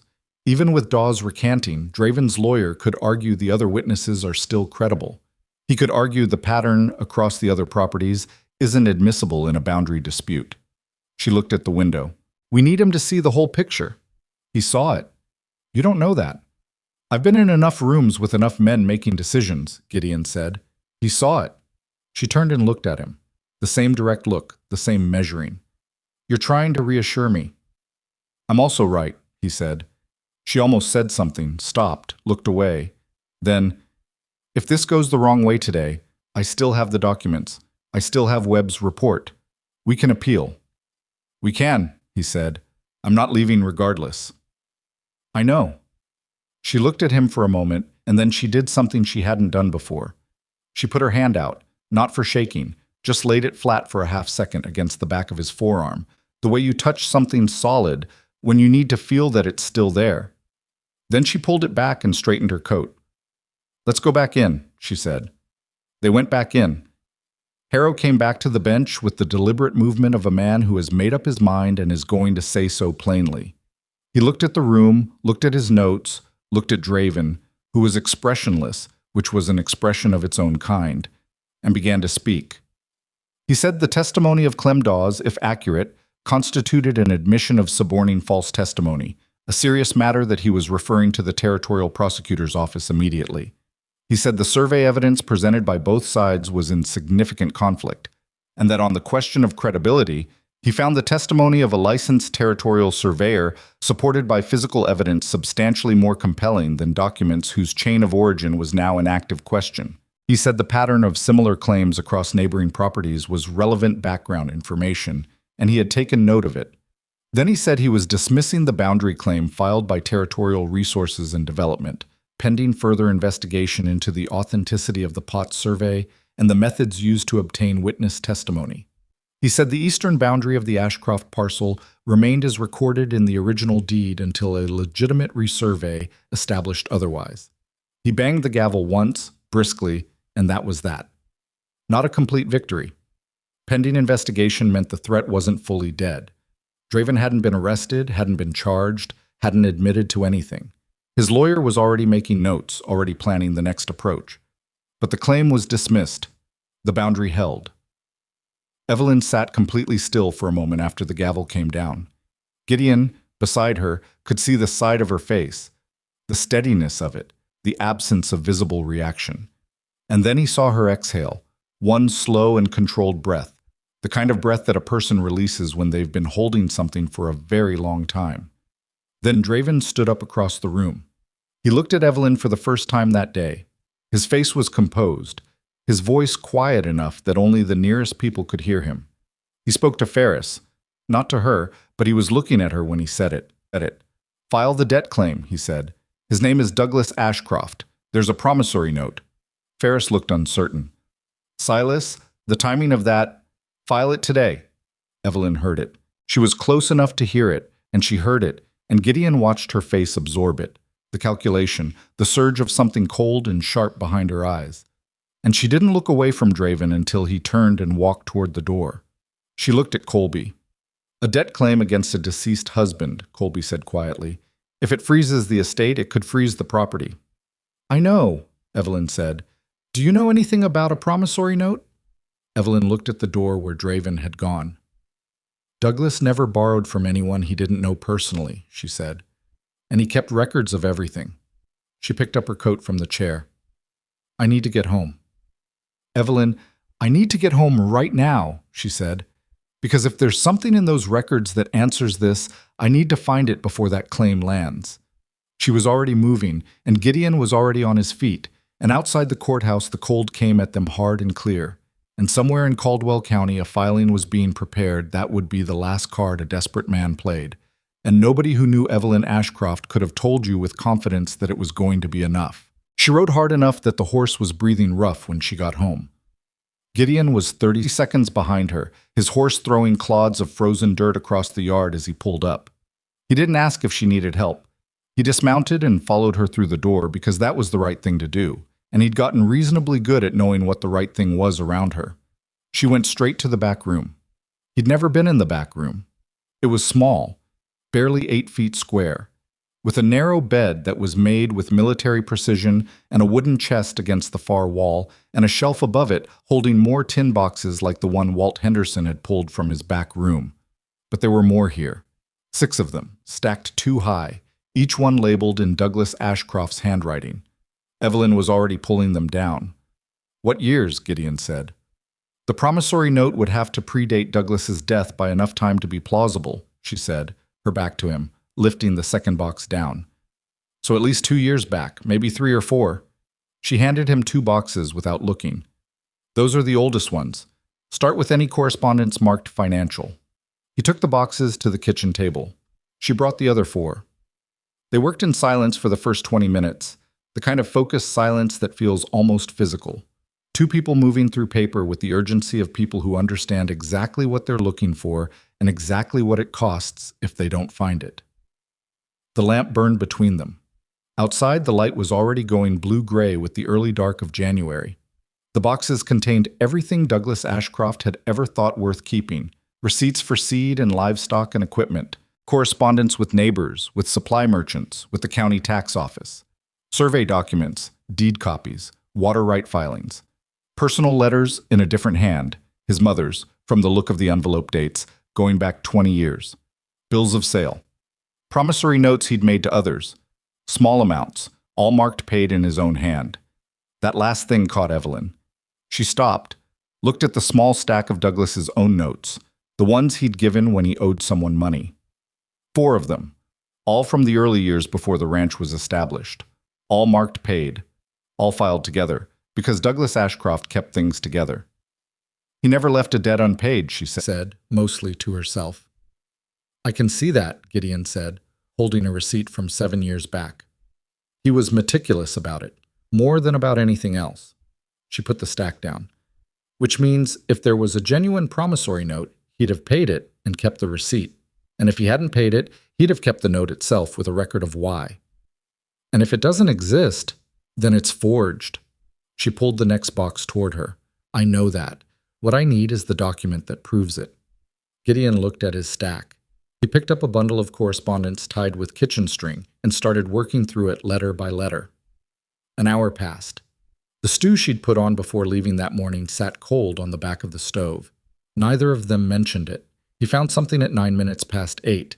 He knew the time because he'd checked his watch when he switched boxes, a habit he couldn't break. Buried near the bottom of the 4th tin, between a property tax receipt and a folded map of the eastern pasture. It was a letter. 2 pages, handwritten, dated 4 years and 3 months ago. Addressed to Douglas Ashcroft by name, from a man named Cornelius Vance of the commercial banking house of Caldwell, Wyoming Territory. He read the first paragraph and went still. "Evelyn." She looked up. He held it out. She took it and read it standing up, which she often did with things that mattered, as though sitting down would slow the processing. He watched her eyes move down the page, then to the second page, then back to the top. She read it twice. Then she set it down on the table between them, very carefully, the way you set down something fragile. "Douglas wrote to the bank," she said. He'd been approached. Someone had contacted him about a loan, not through a normal lending arrangement, through a third-party broker who said he represented private investment interests. She stopped. He told the bank he'd been solicited for a loan he didn't request and wanted to formally state for the record that he had declined. He wanted it in writing. Gideon looked at the letter. He anticipated someone might try to use a loan claim against the property. Or he was just careful. She pressed 2 fingers against her lips for a moment, thinking. Douglas was careful about everything. He didn't know specifically what might happen, but he didn't like the smell of it, and he documented it. Who was the broker? She turned the letter over. In the second paragraph, Douglas had written the name of the man who'd approached him. A man representing himself as working for a company called Western Territory Investment Partners. Gideon said, "Is that one of Draven's companies?" "I don't know. but I'd be willing to bet that Margaret Colby can find out by morning. She picked up the letter again. This says Douglas explicitly rejected any loan arrangement with this broker and had no outstanding financial obligation to any party represented by Western Territory Investment Partners or any associated entity. She looked at Gideon. If Draven's promissory note claims Douglas borrowed money from an entity connected to Western Territory Investment Partners, then this letter destroys it, he said, before it even gets to a judge. She folded the letter carefully along its original creases. I need Colby, tonight. I'll ride for her. She's staying at the Caldwell Inn, second floor, I think. He was already pulling on his coat. I'll find her. Gideon. He stopped at the door. She looked at him from across the kitchen, the lamp between them, the letter in her hand. Thank you. It was not the careful, restrained thank you of October or even the more genuine one of November. This one was direct and unguarded, and it cost her something different. Not pride exactly, but a kind of self-sufficiency that she'd held tightly for a long time and was, perhaps, beginning to let loosen by a single thread at a time. He nodded and went out into the cold. Colby came back with him at 9:30, still dressed, which suggested she hadn't been sleeping anyway. She read the letter at the kitchen table with her coat still on, and when she finished she looked at Evelyn with an expression that was professionally composed, but had something warm moving under it. He wrote this himself, Colby said. To the bank. With specifics. Yes. And the bank's copy would be on file. That's what I assumed. The bank's copy is the key piece, Colby said. A personal letter from Douglas is good. The bank's corresponding record makes it institutional documentation. Draven can't argue. This was fabricated after the fact if the bank has held a copy for 4 years. She set the letter down. I'll be at the bank when it opens tomorrow. If they have the record, and they should, this kind of correspondence gets filed. Then any promissory note Draven files claiming Douglas borrowed money through a connected entity is directly contradicted by an existing institutional record. Can he be charged with filing a fraudulent debt claim? Evelyn asked. If we can show the debt didn't exist and he filed the claim knowing that yes, fraud on the court, it's serious. Colby looked at the letter again. Combined with Dawes's testimony today about suborned witnesses, Draven is in significant legal exposure. Will the territorial prosecutor act on it? Colby was quiet for a moment, which was its own kind of answer. That depends on factors I can't fully control. Draven has connections, but what we've assembled now is substantial enough that ignoring it carries its own risk for anyone who tries. Evelyn nodded. She'd expected that answer, and she accepted it with the same practicality she accepted everything that couldn't be changed tonight. File whatever we need to file to respond to the debt claim as soon as it arrives, Evelyn said. Don't let it sit. It won't sit, Colby said. She left at 10:15.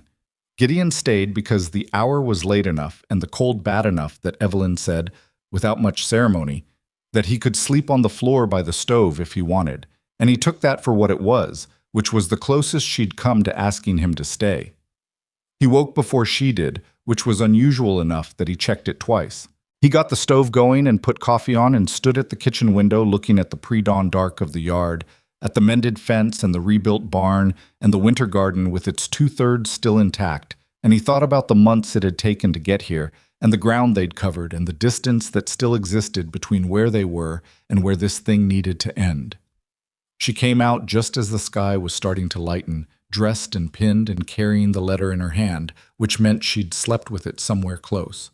She poured coffee and leaned against the kitchen wall and looked at him across the room. Colby will have been at the bank an hour from now, she said. She's thorough. I know. She drank the coffee. If the bank has the record, this ends quickly.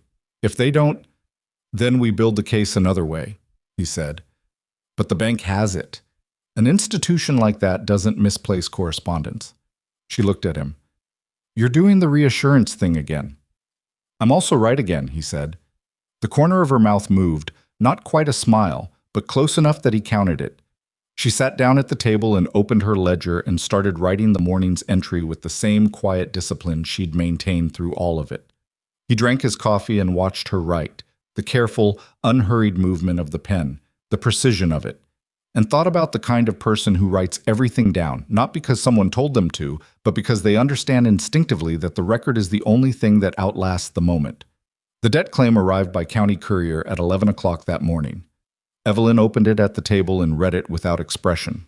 It claimed that Douglas Ashcroft had borrowed $350 from a private lending party acting through Western Territory Investment Partners, that the debt had gone unpaid at the time of his death, and that the estate, specifically the Rose Hollow property, was therefore encumbered by the outstanding amount plus accumulated interest, which the filing put at $412 in total. The lending party's agent of record was listed as Miles Calder. She looked up. "Miles Calder," she said. "That's the same name Dawes named in the courtroom. The man who paid him to lie." Gideon read over her shoulder. Draven used the same man for both operations. He was confident we wouldn't connect them. She set the document down. Or he was desperate enough not to care. Colby arrived 20 minutes later. She'd come directly from the bank, and she came through the door without taking her coat off, holding a document in her hand that she put on the table next to the debt claim. "They have it," she said. "A complete copy, filed and archived, with the bank's receiving stamp and date. 4 years and 3 months ago, exactly as stated in Douglas's letter." She put her finger on the bank's copy. "This is a certified duplicate I requested this morning, with the bank manager's signature confirming its authenticity and continuous custody since the date of receipt." Evelyn looked at both documents side by side. Douglas's preemptive rejection of any debt arrangement, certified by the institution that had held it for 4 years, against Draven's claim that Douglas had borrowed from an entity Douglas had explicitly and formally rejected. "He's done," she said. "Not yet," Colby said, because she was a lawyer, and lawyers were constitutionally unable to say something was done before the last paper was signed. "But we file the response today, include the bank's certified copy, and request an emergency hearing before Judge Harrow to dismiss the debt claim as fraudulent on its face. Given what happened yesterday with the boundary claim, I think Harrow will take it quickly." "How quickly?" 3 days, maybe 4. Evelyn picked up the bank copy and held it in her hands. 4 years. Douglas had written that letter 4 years ago, to a bank, about a loan solicitation he didn't like the smell of, and he'd filed it carefully, and it had sat in a tin box in the back room, and she'd almost not looked in the right box. She thought about him at the kitchen window. She thought about the flour sack diagram of the barn roof. She thought about him giving her the ledger and saying a ranch. Without a record is a ranch waiting to fail. She pressed her hand flat on the table for a moment, steadied herself, and then she picked up her pen. "Let's write the response," she said. It took them 2 hours. Colby drafted the legal language. Evelyn reviewed every line and caught 2 places where the phrasing was weaker than the evidence warranted and said so precisely. And Colby revised without argument because she'd learned by now that Evelyn's instincts for what the evidence said were reliable. Gideon sat at the end of the table and read the final draft and said it was clear and complete, which it was. They filed it that afternoon at the county office, with the certified bank copy attached, and a cover letter from Colby requesting the emergency hearing on grounds that the debt claim was contradicted by existing institutional documentation and constituted a fraudulent attempt to encumber the property following the dismissal of the boundary claim the previous day. The clerk, a young woman who had clearly heard about yesterday's hearing and was working hard to maintain a professional expression, took the filing, stamped it, and said Judge Harrow would receive it within the hour. Walking out of the county office into the cold, Colby said, "Now we wait." "How long?" Gideon asked. "I told you, 3 days, maybe." "Tomorrow morning," said a voice from behind them. They turned. Judge Harrow was on the steps of the courthouse next door, coat and hat on, clearly leaving for lunch. He looked at Colby. "I've been informed of your filing, counselor. I'll hear it tomorrow at 9, given the circumstances." He looked briefly at Evelyn. "Be prepared." "We're prepared now?" Evelyn said. Harrow looked at her for a moment, and something moved in his face that was not quite approval, but was in that vicinity. He nodded once and went on down the steps. Colby exhaled. "Well," she said. "Tomorrow," Evelyn said. She was already thinking forward, already building the sequence in her mind. "We need the other families here, not to testify, just to be present. Henderson, the McCreadys, Abe Pitcher. I want Harrow to see them in the room." "That's smart," Colby said. "It contextualizes the pattern even without their testimony being entered." "Can you get word to them today?" "I'll write out myself," Gideon said. Evelyn looked at him. "You've been writing a lot on my behalf lately." I don't mind the riding, he said. She held his gaze for a moment. Thank you, she said, and again it was the unguarded version, the one that cost something. He rode to the Hendersons first, then the McCready's, then Abe Pitcher's place, which was the farthest out and the most uncertain. Pitcher met him on the porch with a lantern in the falling dark, and a wariness that Gideon had learned not to mistake for hostility. Tomorrow morning at 9, Gideon said. County Courthouse. You don't have to say anything. Just be there. Pitcher looked at the lantern. He was a man in his late 60s with the face of someone who'd made one decision he wasn't proud of and had been living with it. Evelyn know I'm coming? She asked for you specifically. Something shifted in the old man's face. He was quiet for a long moment. She's a hell of a woman, he said finally. Yes, Gideon said. She is. Her husband was a good man. He looked out at the dark. Douglas wouldn't have given up either.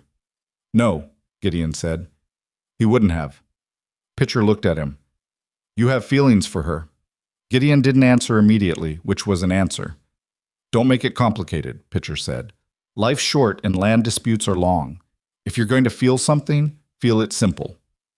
Gideon said he'd see him tomorrow, and rode back to the Double M through a dark so complete the stars were the only reference point. He thought about what Pitcher said. He thought about what he knew to be true and what he'd been careful not to put words to, and he arrived at the Double M without having resolved it, which seemed about right.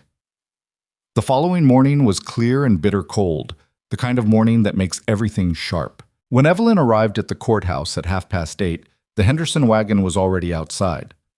Ruth Henderson was standing on the steps talking to Abe Pitcher, who had come after all, wearing a coat that was brushed and buttoned.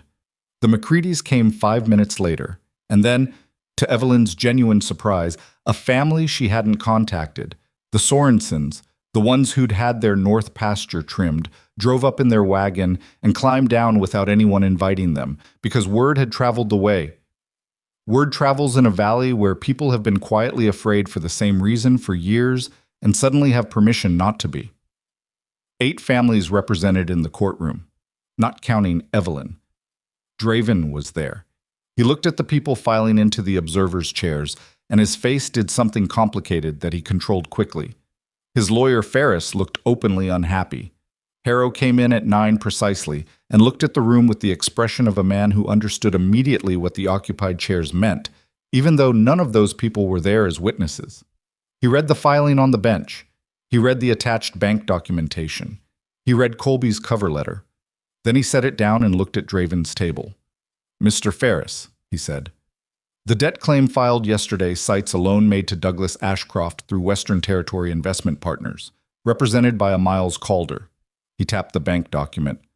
There is on record with the commercial banking house of Caldwell a letter from Douglas Ashcroft, filed 4 years and 3 months ago, explicitly rejecting any loan arrangement through that entity. The bank has held a certified copy continuously since receipt. He paused. Can you offer any basis for this claim that is not directly contradicted by this institutional record? Ferris stood. He looked at his papers. He looked at Draven, who was looking at the table. He looked at Harrow. Your Honor, we may need additional time to— No, Harrow said, simply, flatly, silence. The debt claim is dismissed, Harrow said, as fraudulent on its face, contradicted by pre-existing institutional documentation. The Rose Hollow property is unencumbered by any claim arising from this filing. He looked at Colby.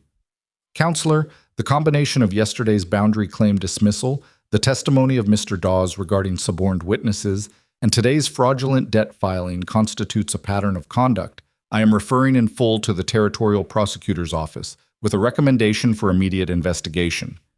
He looked at Draven directly for the first time that morning. Mr. Draven, I would encourage you to retain appropriate counsel. Draven looked back at him. The composure was mostly intact. Mostly. Then Harrow said, I'm also ordering a review of all property transactions involving territorial resources and development and associated entities within this county over the past 5 years to be conducted jointly by the County Recorder's Office and a territorial assessor of my appointment. He looked at the families seated along the wall. Anyone with documentation of a boundary change, resurvey notice, or property transaction involving these entities, is encouraged to submit that documentation to the county recorder within 30 days. Ruth Henderson, without intending to, said, "Oh," in a small voice from her chair. Harrow banged the gavel once. "We're adjourned." The room moved slowly at first, and then all at once. Colby was at Evelyn's side immediately, saying something Evelyn only half heard because she was watching Draven. He was still at his table. Ferris was talking to him in a rapid, low voice. Draven's hands were flat on the table in front of him. The same controlled gesture she'd seen from him throughout. The posture of a man who manages everything from the outside in. But the control was effortful now in a way it hadn't been yesterday, and she could see the effort. He looked up. He looked across the room at her, and she looked back at him. And it was not a triumphant look on her part. She was too tired for triumph and too clear-eyed about what still remained. But she held it long enough to make plain that she wasn't looking away. He was the one who looked down first. Gideon was beside her then, and she registered his presence the way you register warmth when you've been cold for a long time. Not dramatic, not sudden, just real. Ruth Henderson was hugging her from the other side, which she hadn't anticipated and didn't quite know what to do with, but she put her arm around the older woman and let it happen. Outside on the steps, Abe Pitcher shook her hand with both of his, which was as much as he was capable of in the way of apology and gratitude combined, and she accepted it as such. Walt Henderson stood at the bottom of the steps looking at his wife and then at Evelyn and said, "What happens now? With the review Harrow ordered?" "It means every transaction Draven ran through his company in this county gets examined," Colby said. She was pulling her coat on as she talked. "If the pattern is what we believe it is, there will be recourse for families who were improperly dispossessed." "We might get our North Quarter back?" Ruth said. "I can't promise, but it's possible. The documentation matters." Colby glanced at Evelyn.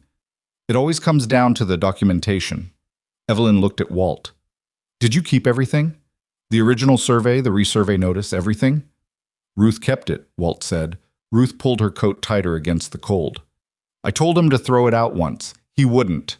She glanced at her husband, and the glance had 30 years in it.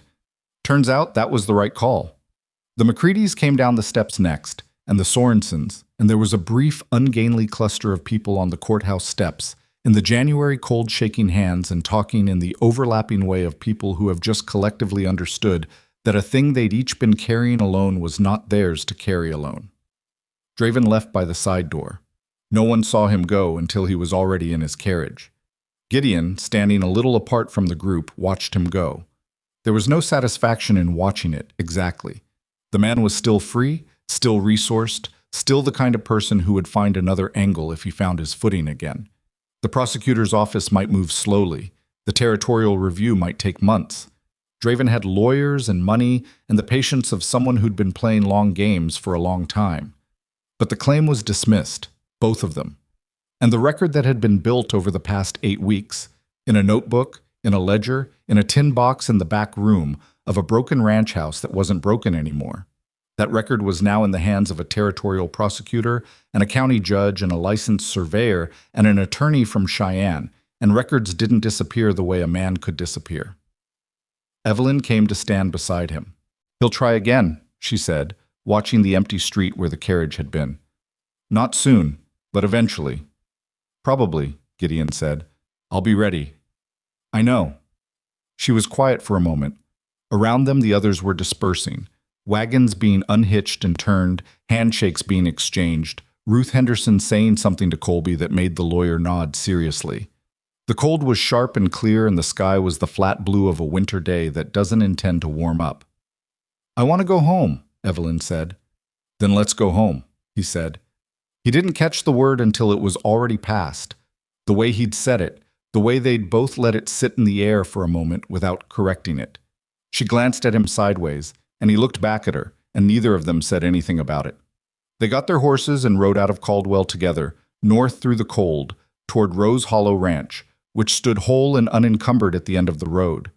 It was still broken in a dozen places she hadn't gotten to yet. The water pump needed a new gasket. The east gate hung crooked on its hinges. The section of garden that had burned was still ash under the snow.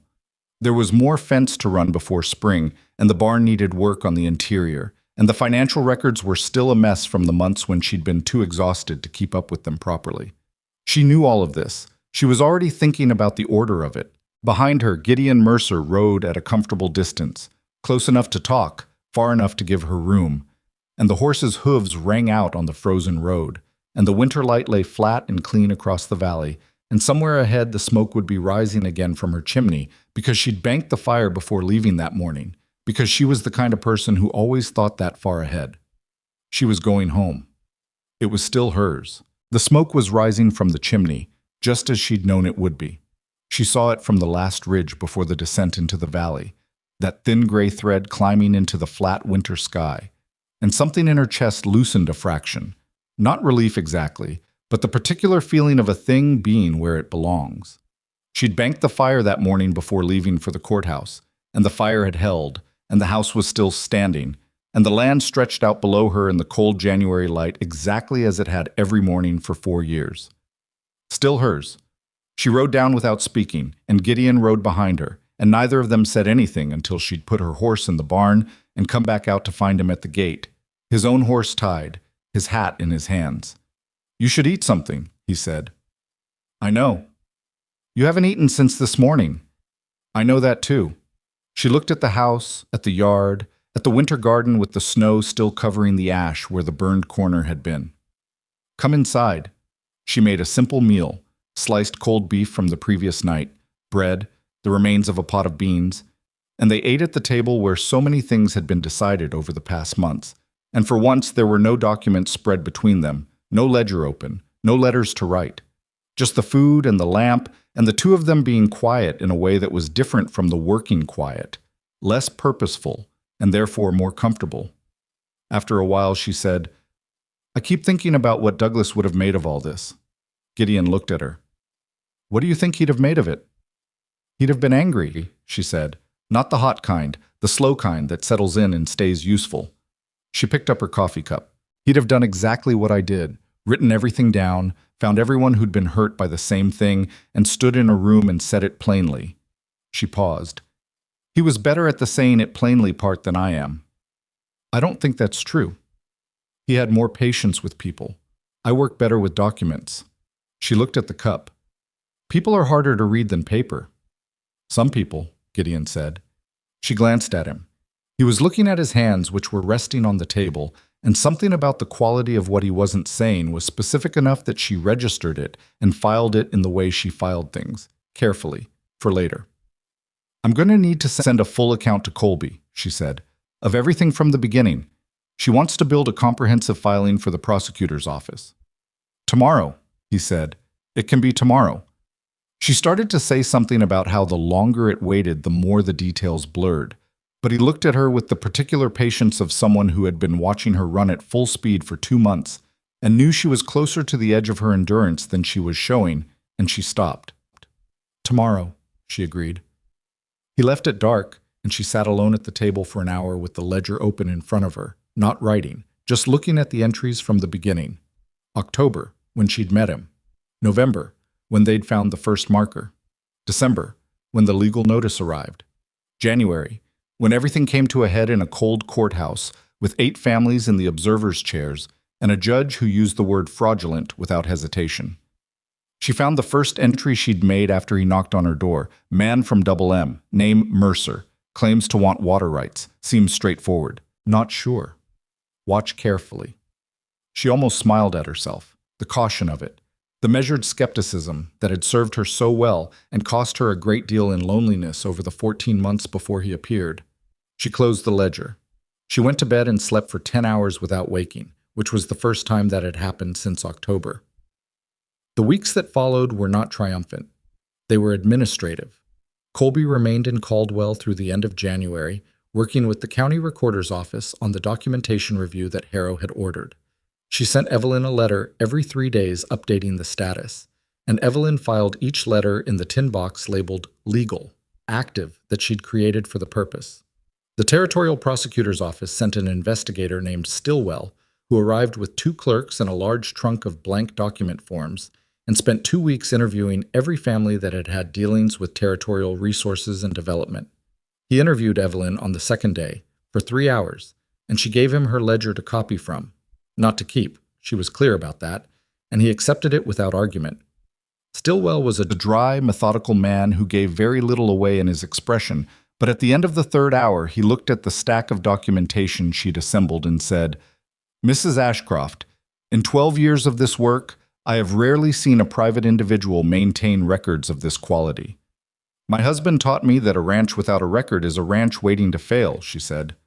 "He was right," Stillwell said, "and it applies to more than ranches." She thought about that afterward, about how the same principle, document everything, keep the record, don't let the truth exist only in your memory where it can be disputed, applied to most of what mattered. A life without a record was a life that could be rewritten by anyone with the patience to wait and the means to lie. Draven was formally charged in the second week of February. The charges were multiple: fraud on the court, suborning false testimony, conspiracy to commit property fraud, and illegal encumbrance of property through forged documentation. His lawyer filed a response and began the slow machinery of territorial legal defense, which would take months or years to resolve. He did not flee the territory, as the outline document had suggested. That had been the hoped-for version. The real version was that he stayed and fought it through lawyers, which was both more frustrating and ultimately more satisfying, because it meant the full weight of the evidence would be placed in front of a territorial court where it couldn't be avoided. Evelyn followed the proceedings through Colby's letters without satisfaction and without particular anxiety. It was out of her hands now, in the way that most things were out of her hands once she'd done everything available to her. She had learned, over the past 14 months, that there was a specific kind of peace available on the other side of doing everything you could. Not happiness, not certainty, just the quiet of a completed effort. She turned her attention back to the ranch. The east gate got fixed in the first week of February, a proper rehang, with new hardware and a post reset in concrete that Gideon brought out on a Thursday without being asked. She'd mentioned it once, in passing, 2 weeks prior, which meant he'd remembered and planned accordingly, and she noted that without making anything of it. They worked the gate together on a cold Thursday afternoon, and it was companionable in the easy way that work alongside someone becomes when you've done enough of it, that the rhythms align without effort. He handed things when she needed them, before she asked. She caught the post when it shifted before it could go off plumb. Neither of them narrated this. When the gate was done and swung clean on its new hinges, she opened and closed it twice, testing the weight and the swing, and said, "That's good," which was high praise from her, and they both knew it. "The water pump," he said. "I have the gasket. I just need to get under the housing. I can do that tomorrow if you want. Saturday's better. I need to do the financial records tomorrow. They're 3 weeks behind." "Saturday, then." He pulled on his gloves. "I want to talk to you about something." She looked at him. "All right." "Not today," he said. "Saturday, when the pump's done." She studied his face, which told her relatively little. He'd gotten better at managing his expression around her, which she'd noticed. Or possibly he'd always been good at it, and she'd gotten better at reading the edges of it. Either way. "All right," she said again. She thought about it Friday while she worked through the financial records, which was not ideal because it meant she made 2 arithmetic errors she had to go back and correct.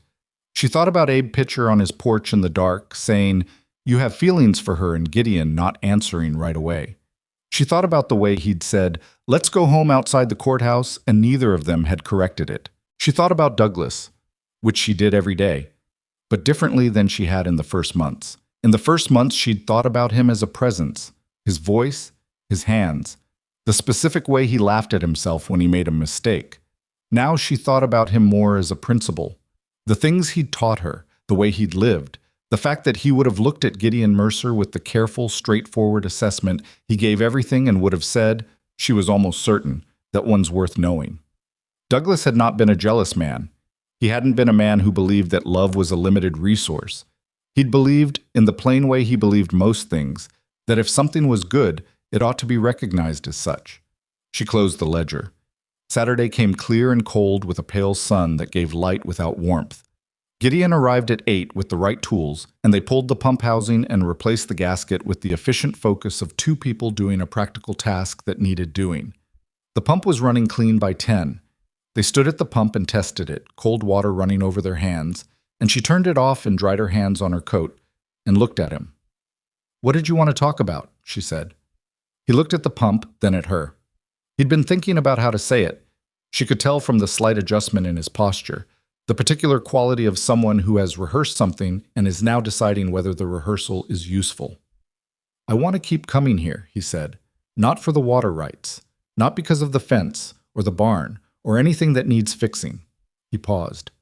I want to come here because I want to be here, and I want that to be clear, not ambiguous. She looked at him. I'm not asking for anything specific, he said. I'm not asking you to decide anything today. I just don't want to keep showing up and having it be unclear why. She was quiet for a moment. The pump dripped in the silence. It hasn't been unclear to me for a while, she said. He looked at her. I'm not ready for anything specific either, she said. And I need you to understand that when I say that, I mean genuinely. Not as a deflection, not because there's a problem, just because… She stopped, looking for the right words, which didn't come to her as often in speaking as they did in writing.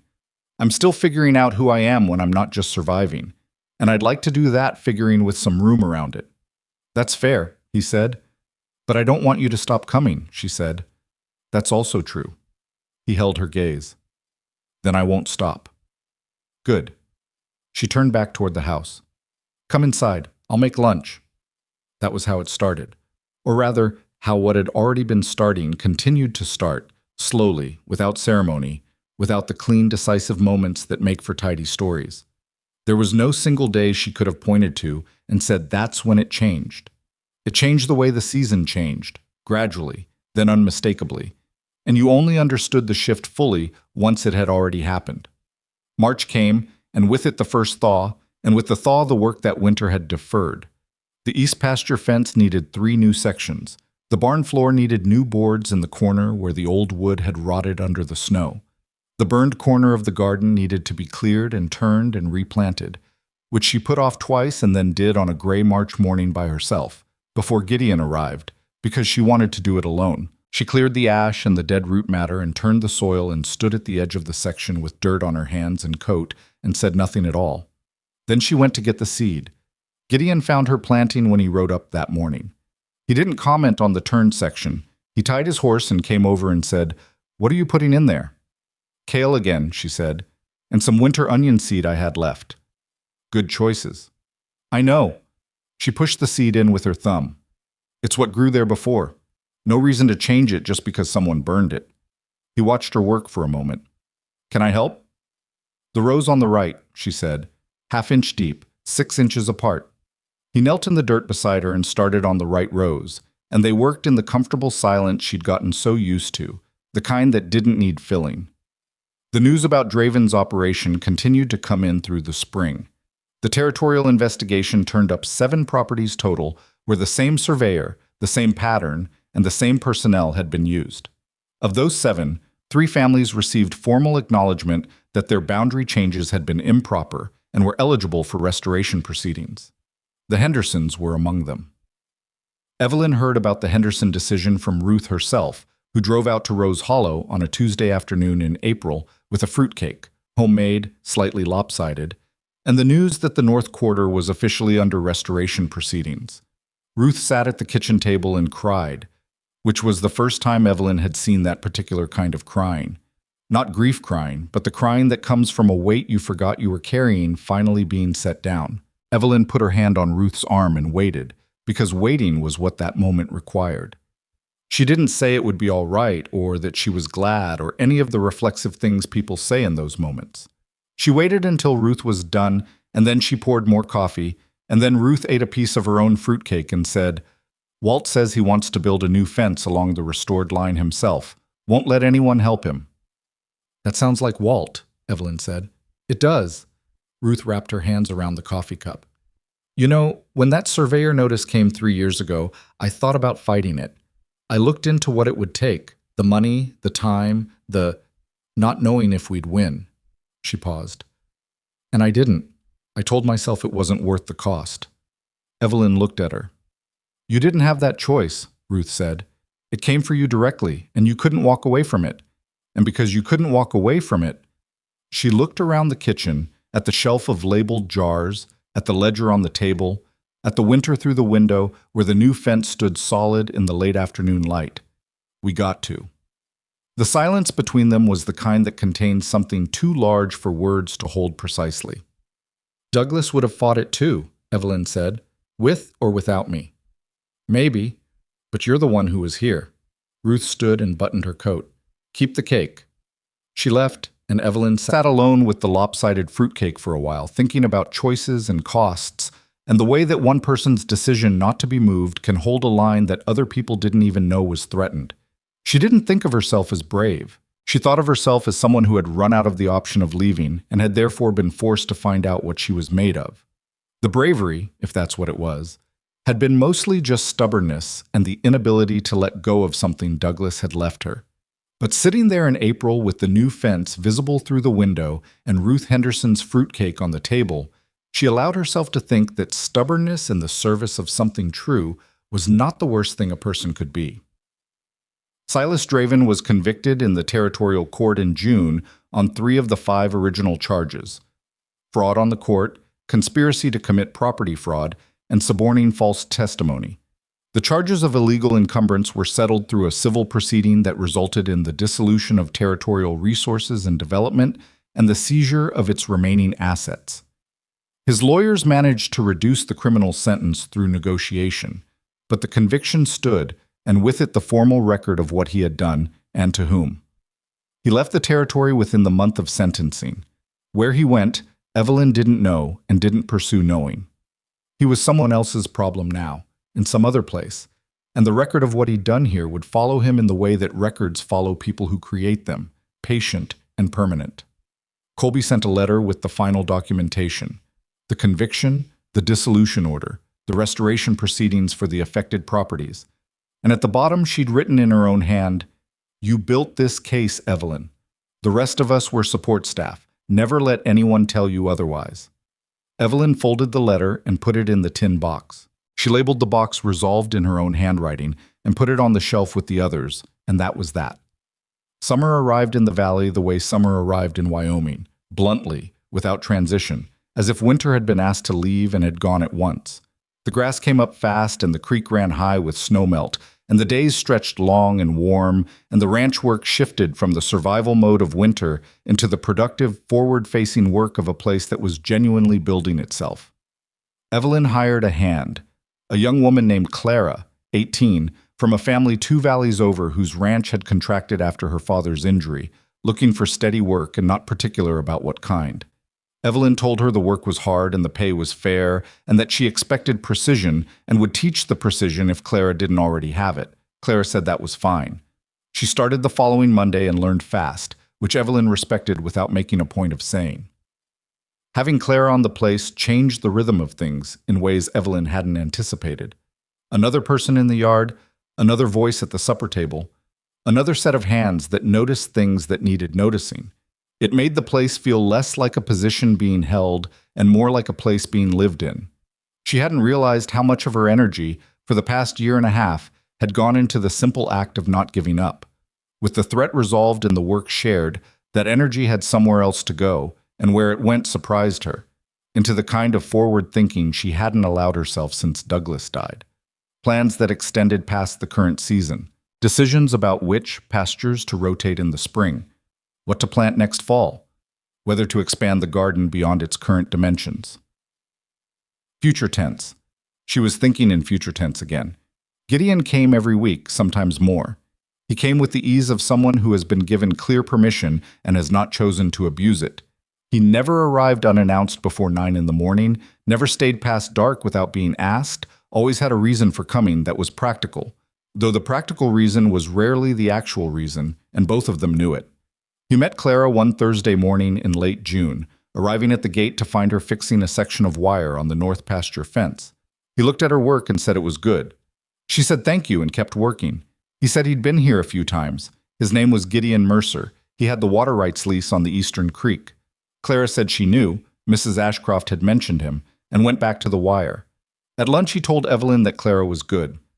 "She's excellent," Evelyn said. "Better than I was at her age." "How were you at her age?" "Determined and imprecise." She ate her lunch. "I had to learn precision. She already has it." "So did you, just differently." She looked at him. "What do you mean?" "The ledger," he said. The documentation. That's a kind of precision. It's just applied to information instead of tools. She considered that. Douglas used to say I was precise about the things that mattered to me and careless about everything else. Was he wrong? Mostly no. She pushed the plate back. I still can't sew a straight seam to save my life. Gideon smiled. The genuine one, not the polite one she'd learned to distinguish in November. She'd gotten good at reading him in the months since, the same way she'd gotten good at reading the fence line for weakness, by paying consistent attention to the details others overlooked. The thing between them continued to develop in the measured, non-dramatic way of two people who were both too careful to rush something they valued. There was no single moment of declaration. There was the Saturday evening in July when it was too hot to be indoors, and they sat on the porch steps after supper and watched the light fail over the western ridge. And at some point she'd leaned back against his shoulder without particularly deciding to, and he'd been still enough not to make it into something, and they'd stayed that way until the stars were out. There was the afternoon in August when she found an error in the water rights lease that worked in his favor, and told him about it, and he looked at it and said, "Fix it." And she looked at him and said, "Are you sure?" And he said the lease should be accurate, and she changed it in her own handwriting, and they both signed the corrected version, and that was the most significant thing that had happened between them so far, though it would have looked like nothing to anyone watching. There was the evening in September when she was going through the old documents, a semi-annual sorting she'd maintained since November, and she found the first entry she'd ever made about him. Man from Double M, name Mercer, claims to want water rights, seems straightforward. Not sure. Watch carefully. She brought the ledger outside where he was sitting on the steps with coffee and showed him the entry without comment. He read it. She watched him read it. She could tell the exact moment he hit the "not sure." Watch carefully because his mouth moved very slightly. "Fair assessment," he said. "I thought so at the time." "And now?" She took the ledger back. "Now I have more data." "And?" She looked at him sideways in the way she'd developed for statements she wanted to make precisely, but without excess weight on them. "And you've held up reasonably well under observation." He looked at her steadily, and this time he let the warmth show in his face the way he usually managed it. And she let herself look at it directly, instead of filing it away for later. And the evening was warm and the yard was quiet, and the new fence stood solid along the north pasture, and the garden was full. The fall came with the particular golden quality that Wyoming fall had in a good year, and with it came the season's last major work, the harvest, the winterizing, the preparation for what came next. On a Saturday morning in October, almost exactly 1 year since she'd sat sleeping over her ledger and a stranger had knocked on her door, Evelyn opened the ledger to a fresh page and sat for a moment looking at the blank lines. She was not a sentimental person by nature. She was practical and precise, and she believed in the value of documentation over the value of ceremony. But there were moments when the two overlapped, when the record itself became the ceremony, and this was one of them. She wrote the date at the top of the page. She wrote, Rose Hollow Ranch. 1 year since the eastern boundary dispute began. Status, resolved. Property, unencumbered. Operation, stable and expanding. She paused. She wrote, Lesson, if there is one, a record kept faithfully is not a defense against dishonesty. It is the answer to dishonesty. It is the thing that makes a lie temporary and the truth permanent. Douglas knew this. I knew it from him. I want to know it for myself now.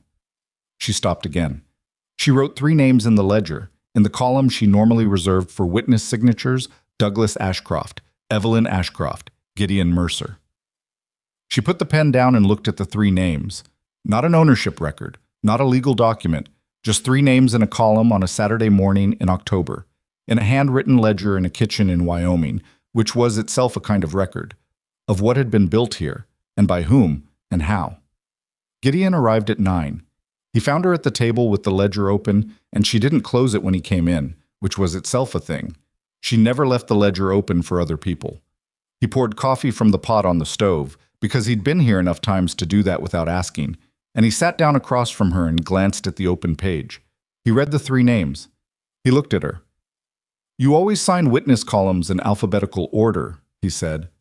Usually, she agreed. That's not alphabetical. No, she said. It's chronological.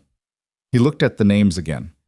Douglas first, because Douglas was first, then her, then him. Not because of what he owned or what he'd done, but because of when he'd arrived and chosen to stay. He set down his coffee cup. "Evelyn, don't make a speech," she said. "I wasn't going to. You were building up to something." He looked at her, the careful, straightforward look she'd learned to read as him being fully present. No management, no composure, just the actual person. "I was going to say I'm glad I saw the smoke from your chimney." She looked at the three names. "So am I," she said.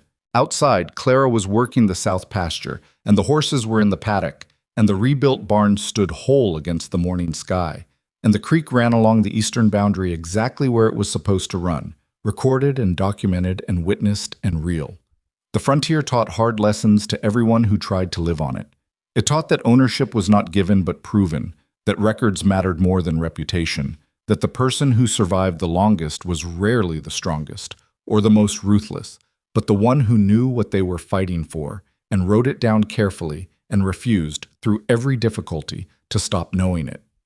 Evelyn Ashcroft had come to this knowledge through loss and through loneliness, and through 14 months of doing everything alone, and then through 8 weeks of having someone beside her who understood that beside was not the same as in front of, and that the most useful thing one person can do for another is not to carry their burden, but to help them carry it themselves.